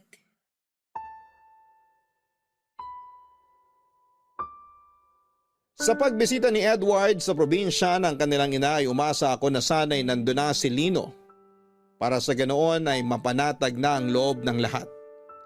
Pero pagbalik ni Edward sa Maynila ay masamang balita ang dala nito, Papa Dudut. Wala raw sa Tugigaraw si Lino. Nung puntong yon ay tuluyan nang nawalan ng pag-asa si Edward na mahanap ang kanyang kapatid. Unti-unti ay tumigil na lang din siya sa paghahanap. Ang sabi ni Edward ay hahayaan na lang daw niya si Lino sa kung anuman ang plano niya sa sarili niya. Kung ayaw niyang magpakita ay irespeto na lamang daw niya yon. Malaki naman daw ang tiwala niya sa kapatid niya na hindi niya ipapahamak ang kanyang sarili. Umaasa siya na kapag okay na ang lahat ay babalik din ito. Hindi ko alam kung bakit gano'n na lamang kadali para sa kuya ni Lino na tanggapin ang lahat samantalang ako ay araw-araw na nag-aalala para sa kapatid niya. Kung si Edward ay nag-give up kaagad, ako naman ay hindi sumuko sa paghahanap kay Lino. Lagi ako nag-check ng phone at update sa Facebook sa pagbabaka sakaling may balita na tungkol sa kanya. Naisip ko na kailangan lang siguro niya ng oras para hanapin ang sarili niya. Hinintay ko siya pero ang paghihintay na yon ay hindi ko inaasahang mauuwi lang pala sa wala, Papa Dudut. Mabilis na dumaan ng ilang buwan, walang Lino na nagparamdam. Walang Lino na bumalik. Maging ang mga otoridad ay tumigil na rin sa paghahanap sa kanya. Para bang ang lahat ng tao sa paligid ay sinukuha na si Lino. At ako na lang noon ang nananatiling concern kung nasa maayos na kalagayan pa ba siya. Pero katulad ng iba ay wala na rin akong ibang maisip pa na pwedeng gawin kung hindi ang maghintay. Maghintay na magparamdam siya sa akin. Maghintay na mag-message sa akin sa Facebook at sabihing nakita nila si Lino. Maghintay sa kanyang pagbabalik. Gabi-gabi ay binabalikan ko ang mga naging pag-uusap namin sa chat. Nagbabaka sakali ako na baka may napag-usapan kaming lugar doon na magsilbing clue kung nasaan siya noong time na yon, Papa Dudut. Mabilis na natabunan ng issue ng pagkawala ni Lino hanggang sa unti-unti na lamang na mag-move on ang mga tao mula sa kanya. Masakit para sa akin na ganon na lamang siya kinalimutan ng mga taong malalapit sa kanya. Pero naiintindihan ko rin naman sila dahil alam kong bawat isa sa amin ay may sariling buhay na kailangang ipagpatuloy. Sa totoo lang ay medyo nagtatampo nga ako noon kay Lino dahil hindi man lang niya naisip na magpaalam. Pakiramdam ko ay parang wala lang ako sa kanya. Hindi niya naisip na maaari akong mag-alala kapag bigla na lamang siyang nawala. Parang binaliwala na lamang niya ako pati na rin ang mga pinagsamahan naming dalawa. Hanggang sa dumating ang araw na maging ako ay tinanggap na lamang din na hindi na babalik si Lino.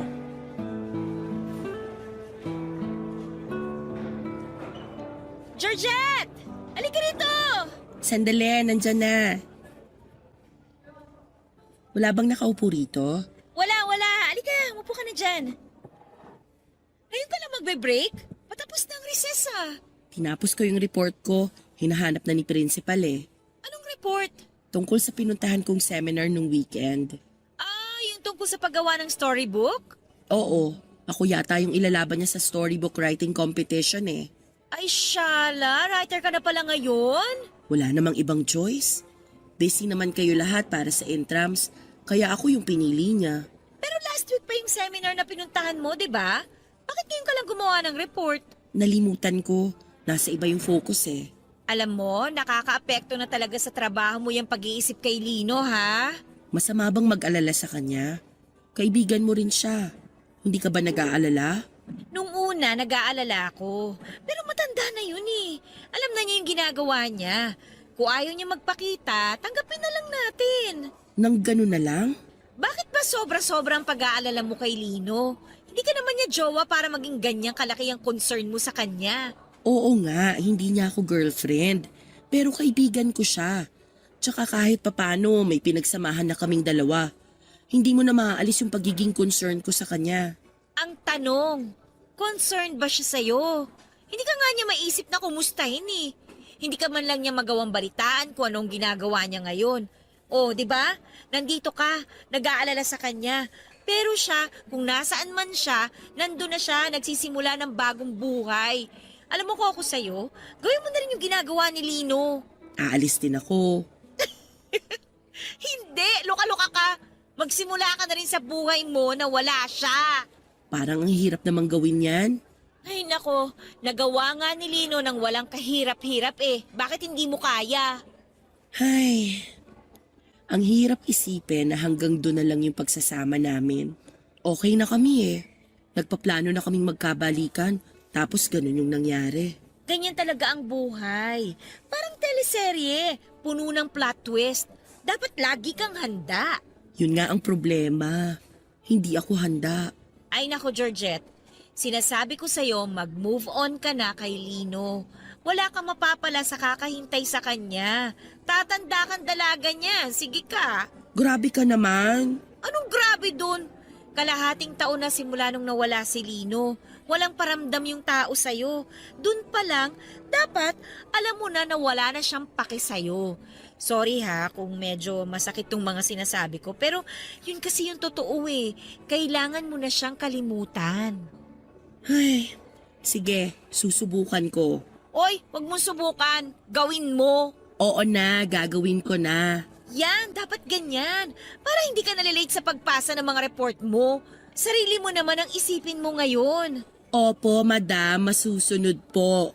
O siya, sige na. Mauna na ako sa'yo ha. Aayusin ko pa yung mga gamit para sa klase ko. Magga-gardening kami mamaya. O sige, susunod na rin ako pagkatapos kong magmerienda. Oy ha, basta yung sinabi ko sa'yo. Oo na. Kulit nito. Buwan ang lumipas. Naubos na rin ang pag-asang pinangahawakan ko. Bawat buwang dumadaan ay unti-unti ring nawala sa isipan ko si Lino Papadudut. Siguro ay ganun talaga kapag wala na ang tao sa buhay mo. Makakalimutan at makakalimutan mo rin sila. Hanggang sa 1 taon ang lumipas simula nang nawala si Lino, tuluyan ko nang tinanggap na hindi na siya babalik. Na hindi na ako parte ng kanyang buhay. Inisip ko na lamang noon na kung nasaan man si Lino noong time na yon, ay sana'y masaya na siya at nasa maayos siyang kalagayan. Ganun man ang nangyari ay nagpatuloy sa pag-ikot ang mundo. Nagpatuloy ako sa sarili kong buhay.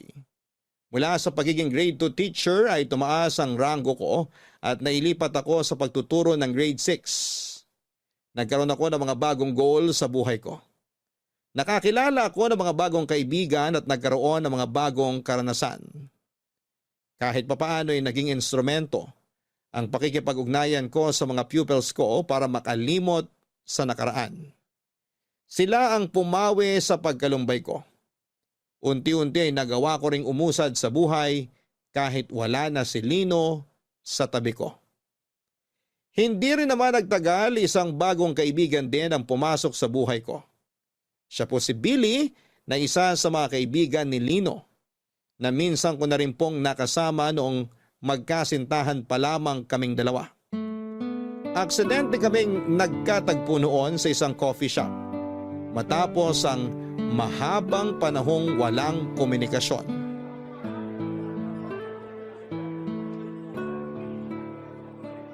Georgette? Uy, ikaw nga! Kamusta ka na? Billy, hindi mo na ako naalala? Yes, Billy. Iba kasi yung tawag sa'yo ni Lino eh. Oo, B-boy tawag nila sa akin, short for Billy Boy. Pero Billy na lang itawag mo sa akin. May kasama ka ba? Pwede bang umupo? Oh, sure. Sure, maupo ka. Wala akong kasama. Salamat. So, bakit ka naman mag-isa rito? Nagpapahangin lang. Walang klase eh, kaya naisip kong lumabas naman. I see. Nakakatampo ah.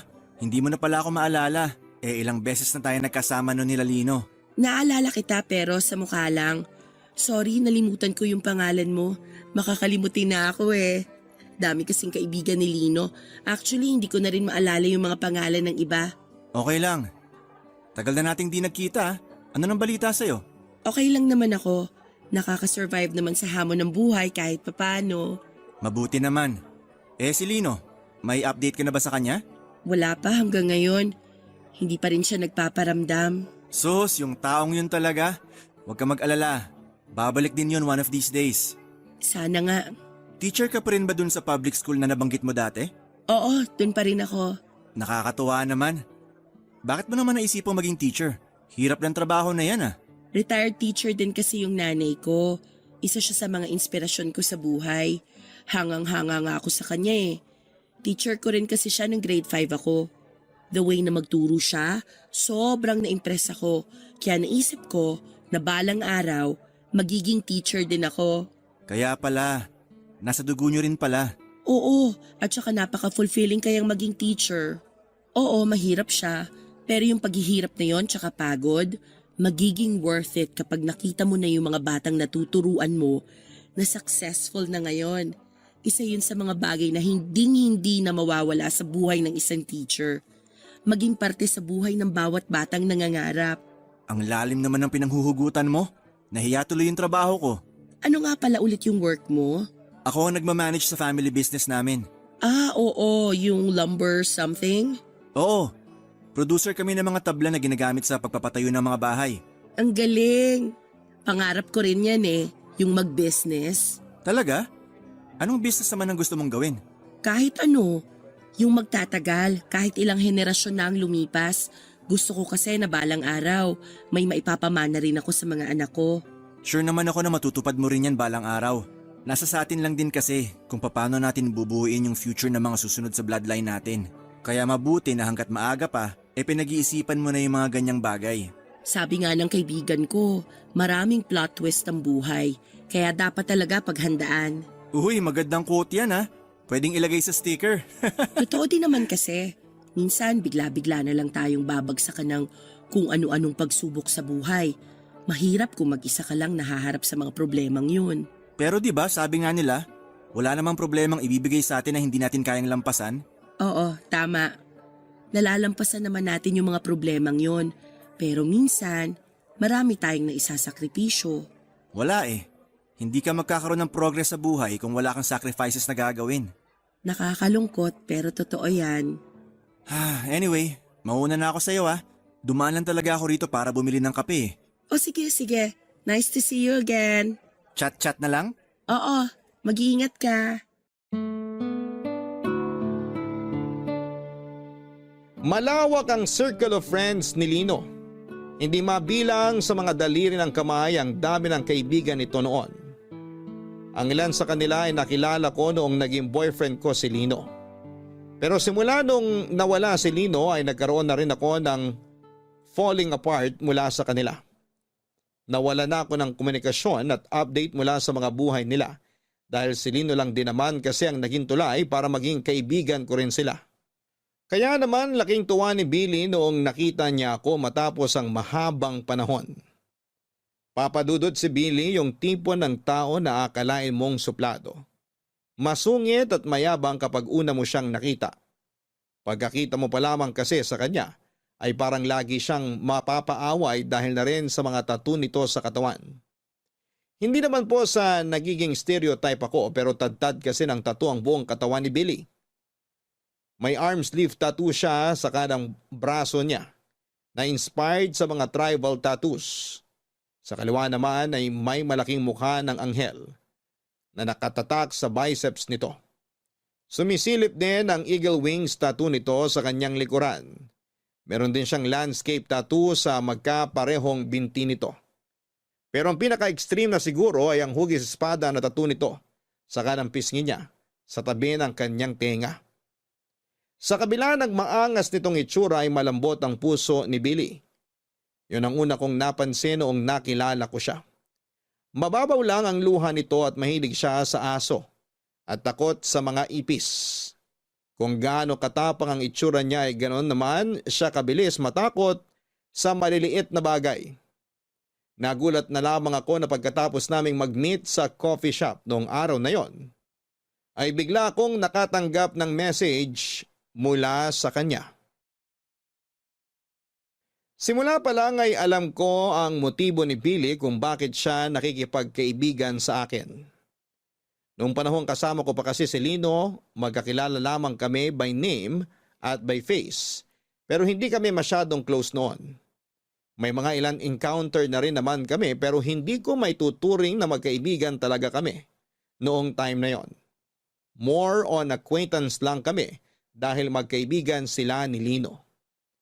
Hindi naman itinago ni Billy ang totoo niyang hangarin. Gusto raw niya akong kaibiganin at kung maaari ay ligawan kapag nagkataon. Unti-unti, ang mga friendly chats niya sa akin ay nahaluan ng romantic gestures. Wala naman daw sigurong masama kung ligawan niya ako dahil matagal naman na raw kaming hiwalay ni Lino. Isa pa'y wala na si Lino kaya safe na sigurong sabihin na wala na siyang planong bumalik pa sa buhay ko. Masakit man pakinggan pero may punto siya sa mga sinabi niyang yon. Ganon pa man, inamin ko kay Billy na hindi pa ako tumatanggap ng manliligaw noon. Hindi ko rin alam kung bakit, siguro ay dahil may parte pa ng puso ko ang patuloy na naghihintay sa pagbabalik ni Lino. Nangako kasi ako noon na hihintayin ko siya at susubukan kong gawin yon. Naikwento ko kay Tati ang biglang pagdating ni Billy sa buhay ko. Meron na? May nanliligaw na sa'yo? Oo, si Billy. Kaibigan din ni Lino. OMG! Totoo? Kaibigan ni Lino yung nanliligaw sa'yo? Oo. Bakit naman ganyan yung reaksyon mo? Wala naman. Alam mo, sikat ka talaga sa mga yayamaning boys, no? Nagkataon din lang naman siguro yun. Siyempre, ang daming kaibigan ni Lino. Hindi naman imposible na may isang magkagusto sa akin. Pretty kaya tong best friend mo. Sa bagay, totoo din naman. Pambato naman talaga yung ganda mo. Pero, hindi ba parang weird yun? Kaibigan ng ex mo yung nanliligaw sa'yo? Hindi ba parang may bro code eme-eme sila na bawal ligawan yung mga ex ng tropa? Malay ko, hindi naman ako lalaki eh. Hindi, meron din ganun sa ating mga babae, di ba? Off limits ang ex ng kaibigan. Wala naman sigurong masama doon. Ex naman eh, hindi naman inagaw. Pero weird pa rin. Para sa akin lang naman yun, ha? So ano ba?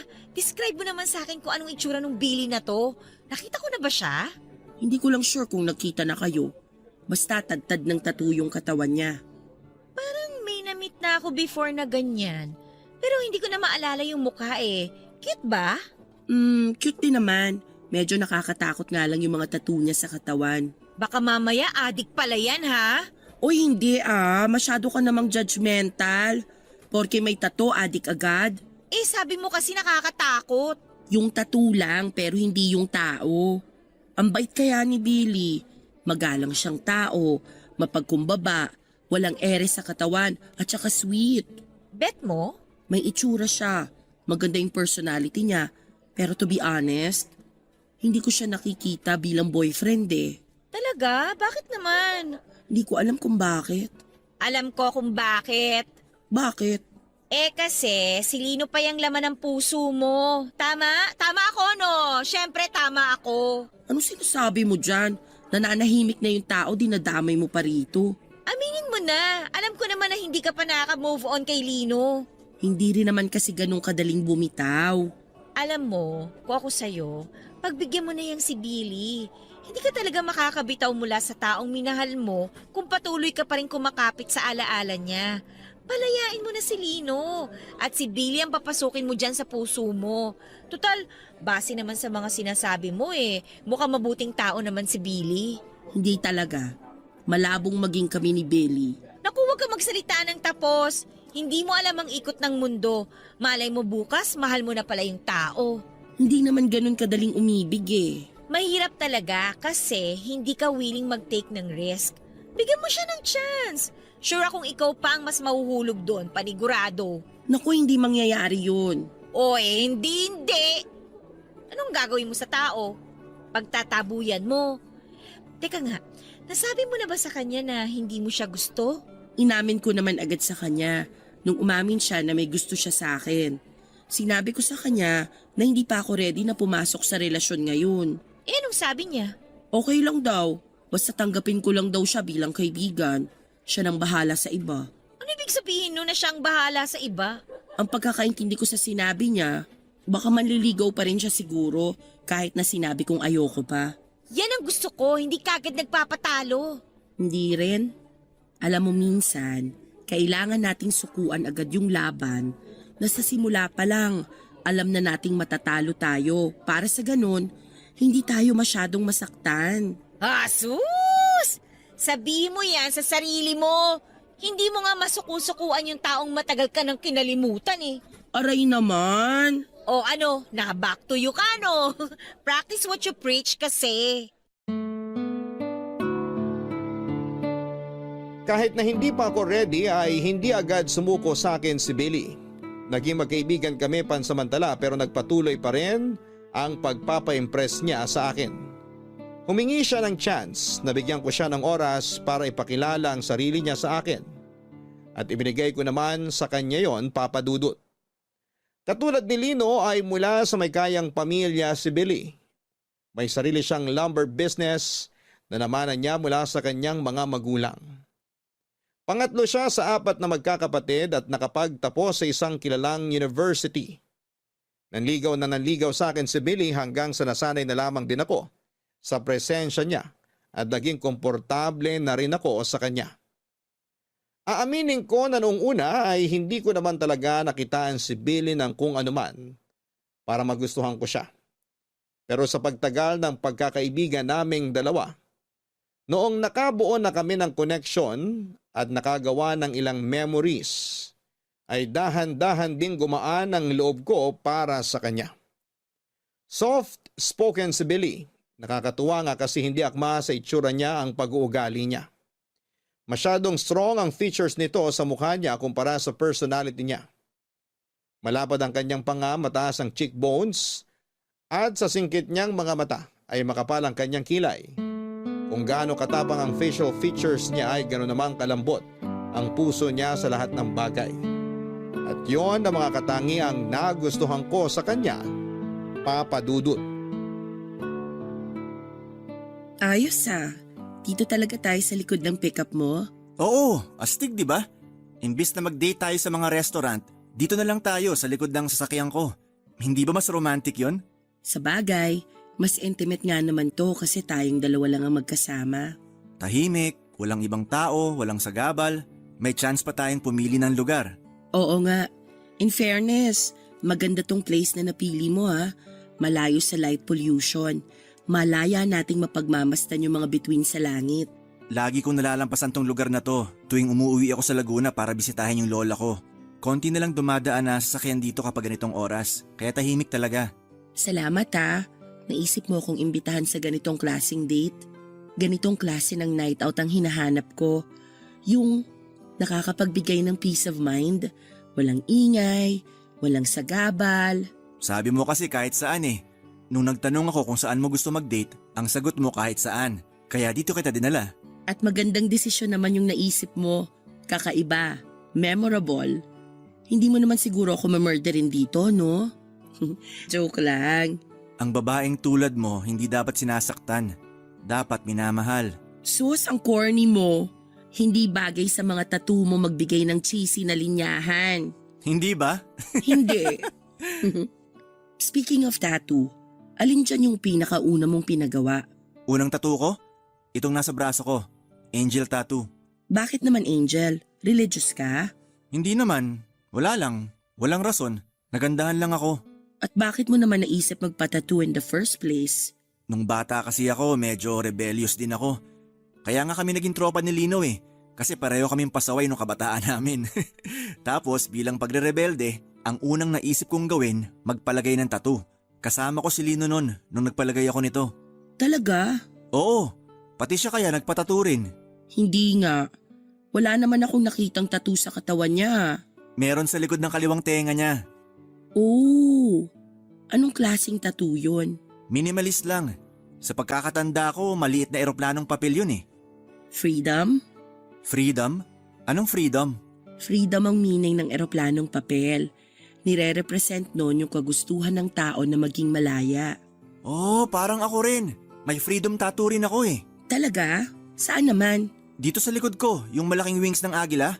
Yan ba yung sumisilip dyan sa likod mo? Oo, yun nga. Pang-4 o pang-5 ko sigurong tattoo to. Di ko na maalala eh. Sobrang dami. Paano naman kasi dumami yan? Nung una, sign lang sana yun ng pagre-rebelde ko. Pero pagtagal, nagustuhan ko rin yung art ng pagtattoo eh. Sabi nila paraan yun para ma-express ng isang tao yung feelings na hindi nila mailabas sa publiko. So meaning, madami ka palang bagay na gustong i-express? Kasi halos maubos na yung balat mo sa dami ng tattoo mo eh. Oo, gano'n na nga. Noon kasi hindi ko maipakita sa mga tao kung ano yung totoong nararamdaman ko. Hindi ko alam, medyo mahiyain ako eh. Pero nung tumanda ako, na-realize ko na wala naman pala akong dapat ikahiya. Ngayon tumigil na rin ako sa pagpapatattoo kasi kaya ko naman nang i-express yung feelings ko. Tulad ngayon, yung paghanga ko sa'yo, yung pagkagusto ko sa'yo, nasasabi ko na ng buo. Good for you. Maganda yan kasi kapag malaya mong na-express yung feelings mo, hindi ka mapapaikot ng mga tao sa paligid mo. Ang tanong, ganon ka rin ba?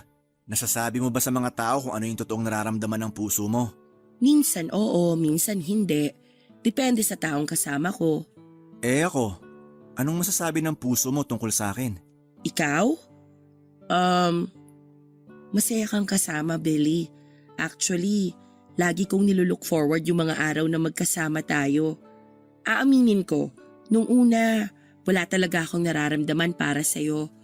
Pero habang tumatagal, nagkakaroon ka na rin ng puwang dito sa puso ko. Ibig mo bang sabihin? Oo, tama yung iniisip mo. May feelings na rin ako para sa'yo. Sa totoo lang, pwede ka na rin tumigil sa panliligaw sa akin kasi sinasagot na kita. Talaga? Oras na rin naman na para bumitaw ako sa nakaraan ko. Ready na akong magmahal ulit.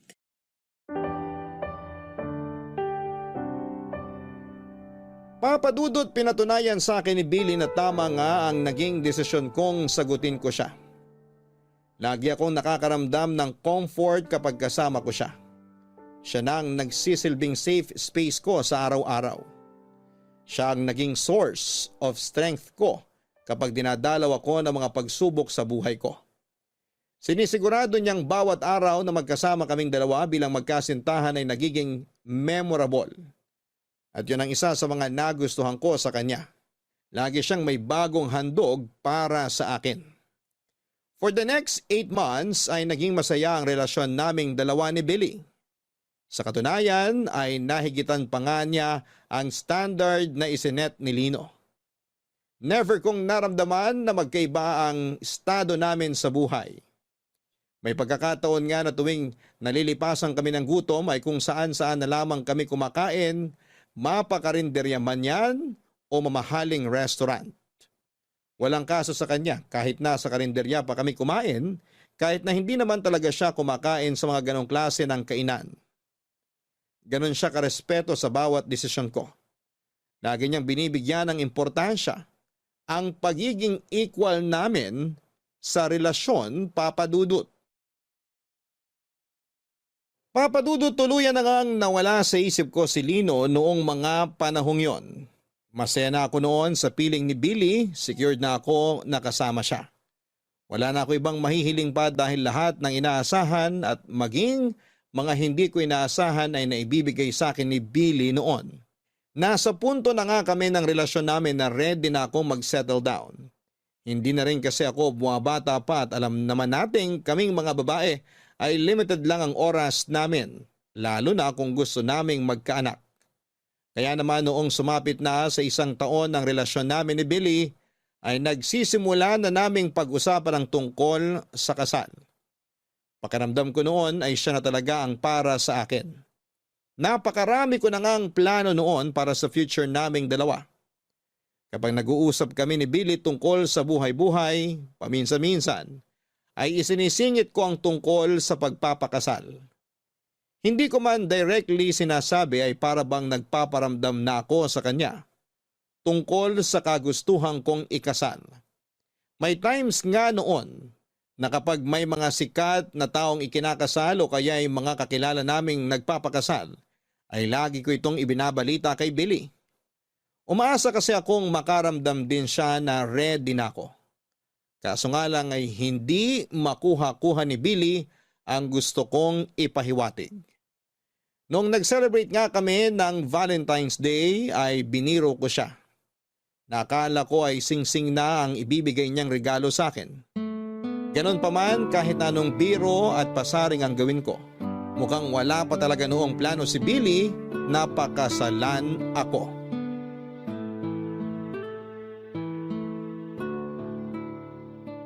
Georgette, halika na, umuwi na tayo.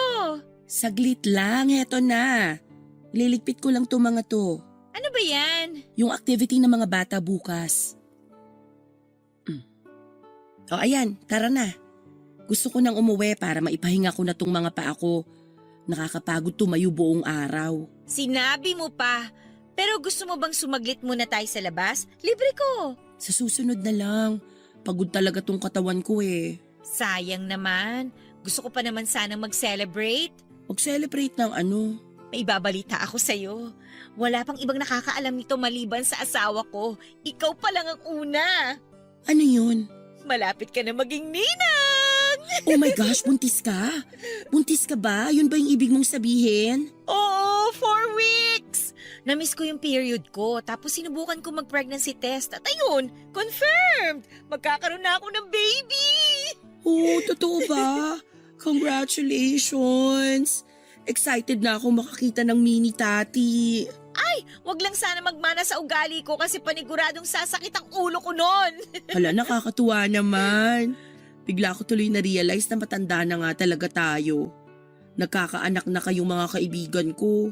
True! Kaya ikaw, galaw-galaw, baka malipasan ka dyan. Heto na nga eh.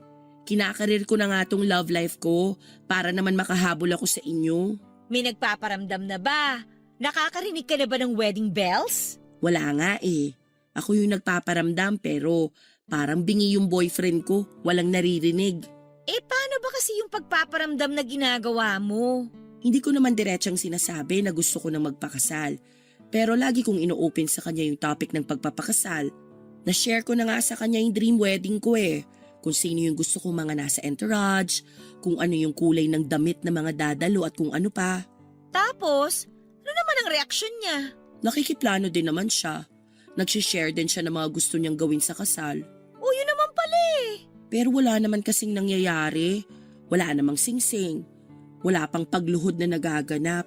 Mas maganda siguro kung tapatin mo na siya. Sabihin mo sa kanya na gusto mo na magpakasal. Ganon kasi yung mga lalaki eh. Hirap silang makagets ng context clues. Kailangan diretsahan. Ganon kasimple ang pag-iisip ng mga lalaki. Ayaw nila yung mga nanghuhula sila. Ang pangit naman kasi kung ako magsasabi nun. Tsaka alam mo, feeling ko, gets niya naman yung gusto kong palabasin eh. Ayaw niya lang kagatin. Huwag mo na lang kasi munang pangunahan. Malay mo, nag-ready na pala siya. Mas maganda yung wala kang ine-expect. Mas masaya yun. Sure naman ako na pakakasalan ka ni Billy eh. Alam kong mahal ka nun. Pero kailan? Kapag menopause na ako? Gaga, 45 pataas ang menopausal stage ng babae. 31 ka pa lang ha, yan ang kagad ang iniisip mo. Hindi naman siguro ganun katagal bago mag-propose si Billy. Ay, sana nga. Huwag mo na nga isipin yan. Masyado ka kasing overthinker eh. Alam mo, halika na. Samahan mo na ako mag-milk tea at kwek-kwek. Libre ko! Ay, sige na nga. Tara na. Pero kwek-kwek lang. O di sige, shawarma kung gusto mo. Ayan, mas gusto ko yan. Gusto ko shawarma rice ha. Oo na, halika na. Marami pa tayong pag-uusapan.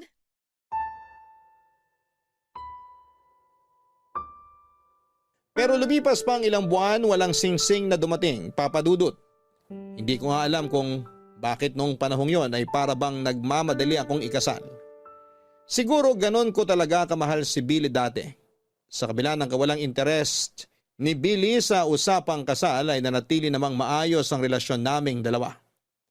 Kahit na mahigit 1 taon na kaming magkasama ay wala pa ring nagbabago. Parang nasa ligawan stage pa rin kami na sobrang sweet na sweet sa isa't isa. Nanatili ang pagiging caring ni Billy sa akin at dahil hindi ko naman siya mapilit na pakasalan, ako ay naghintay na lamang kung kailan siya magiging ready. Hindi rin naman pwedeng ipilit ang isang bagay lalo na kung hindi pa handa ang isang tao. Naisip ko rin na mas maganda na maging surprise ang gagawin niyang proposal sa akin. Umasa na lamang ako na baka sa araw na hindi ko inaasahan ay doon siya mag-propose, Papa Dudut. Ang ginawa ko na lang ay naging maayos at supportive na girlfriend ako para kay Billy. Hanggang sa kalagitnaan ng masayang pagsasama namin ni Billy ay isang hindi inaasahang balitang natanggap namin. Naghahanda na ako noon para sa pagpasok ko sa school nung nakatanggap ako ng tawag mula sa kapatid ni Lino na si Edward. Kinabahan ako dahil matagal na kaming hindi nakapag-usap ni Edward at ang tawag niyang yon ay maaaring isa lang ang ibig sabihin. Maaaring nagbalik na si Lino.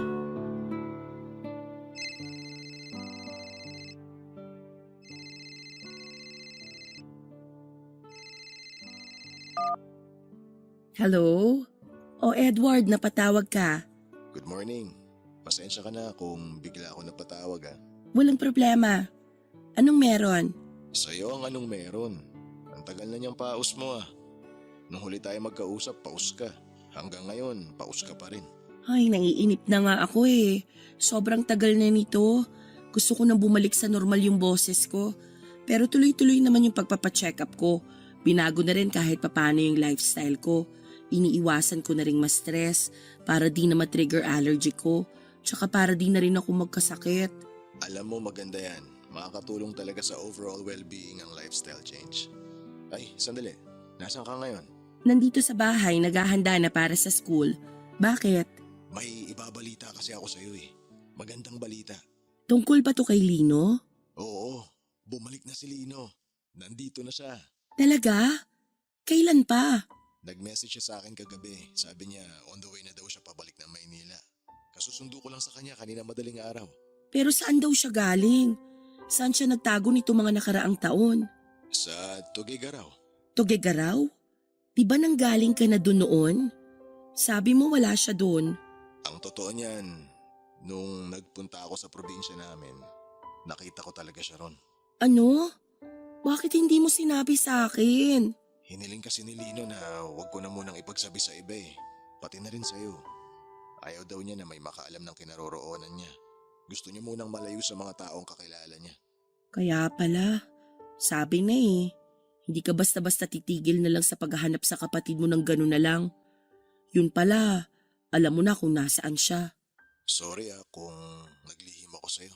Medyo selfish kayo pareho sa part na yun. Pinag-alala niyo ako ng mahabang panahon, alam mo ba yun? Alam ko kung paano ka nag-alala para sa kapatid ko.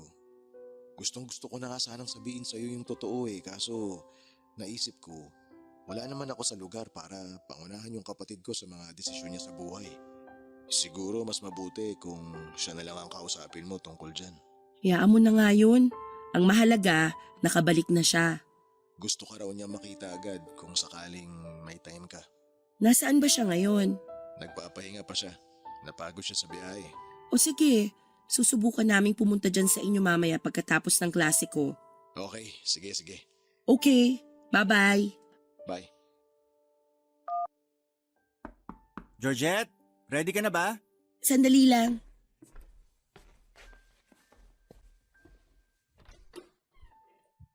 Billy, sandali, hindi pa ako nakapagbihes. Pumasok ka muna. Okay, sige. Aantayin na lang kita para maihatid kita sa school. Nag-breakfast ka na ba? Kumain ka muna. Tapos na ako. Salamat. Magbibihes na sana ako, kaso biglang tumawag si Edward. Yung kapatid ni Lino? Bakit daw? May binalita siya sa akin. Hulaan mo kung ano? Ano? Bumalik na si Lino. Talaga? Kailan pa? Kakauwi lang daw niya kaninang madaling araw. Nandun siya sa bahay ng kuya niya ngayon. Wow! Bakit daw siya bumalik? Anong bakit? Wala namang ibang uuwian yun kundi dito lang din. Ganun ba? Mabuti naman na isipan niyang bumalik pa. Akala ko doon na siya tatanda kung nasaan man siya eh. Kaya nga pero masaya ako na nakabalik na siya. Excited na akong makita siya. Gusto mo puntahan natin siya ngayon? Mamaya na lang. Nagpapahinga pa raw siya eh. Puntahan natin siya pagkatapos ng klase. Pwede rin, pero malalita ko ng pagsundo sa'yo kasi may delivery sa store mamaya. Kailangan ko i-check yon. Okay lang. I-message na lang kita kapag tapos na ako sa school. May meeting din kasi kami after class eh. Okay, sige. Oh wait lang, magbibihis na ako. Mabilis lang to. Take your time.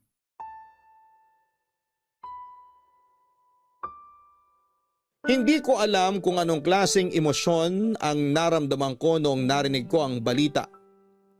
Pinaghalong saya, kaba, gulat at pagkalito ang naramdaman ng puso ko. Sa mahabang panahon ng pagkawala ni Lino, hindi ko inaasahan na babalik pa siya pero nagbalik siya, Papa Dudut. Pagkarinig ko pa lang sa pangalan niya ay parang tubig na muling dumaloy sa utak ko ang lahat ng memories naming dalawa ni Lino. Pumasok ako sa trabaho na ang buong isip ko ay nakay Lino. Inimagine ko kung may nagbago ba sa itsura niya. Kung kumusta na siya. Pagkatapos ng meeting namin ay sinundo ako ni Billy sa school at sabay kaming nagpunta sa bahay nila Edward kung saan ay pansamantalang nakikitira si Lino. Iba yung kaba ang naramdaman ko ng time na yon habang nasa biyahe. Hindi ko alam kung papaano ko haharapin si Lino matapos ang napakahabang panahon. Noong sa wakas ay nagkita na kami, nakahinga ko dahil kitang-kita sa kanyang mukha na maganda ang kinalabasan ng pagkawala nito. Agad niya akong niyakap ng napakahigpit. Makikita sa mga mata nito ang saya noong sa wakas ay nasilayan na niya ako. Masaya niyang ibinalita sa akin na nagbalik na siya. Na nagbago na siya at handa na siyang umibig muli. Nagpasalamat siya na nahintay ko raw siya. Pero sa likod ng magandang balita na dala nito ay sinalubong ko naman siya ng masamang balita. Ipinaalam ko sa kanya ang sitwasyon ko na hindi na pwedeng bumalik pa ako sa kanya dahil boyfriend ko na noon si Billy. Hanggang dito na lamang muna ang kwento ko sa inyo, Papa Dudut. Maraming salamat sa pakikinig at pagbabahagi ng story ko sa ating mga kabarangay. Mabuhay po kayo. Ang inyong forever kapuso at kabarangay, Georgette. Mga kabarangay, maging maingat tayo sa oras at damdamin ng isang taong naghihintay para sa atin. Dahil may hangganan ang bawat pangunawa at pasensyang kayang ibigay ng isang tao. At kapag hindi natin ito binigyan ng importansya ay darating ang araw na mapagtatanto nating tayo man ay magbalik. Maaring huli ang lahat para sa inaasahan nating comeback. Hanggang sa muli, ako po ang inyong si Papa Dudut sa mga kwento ng pag-ibig, buhay at pag-asa sa Barangay Love Stories #1.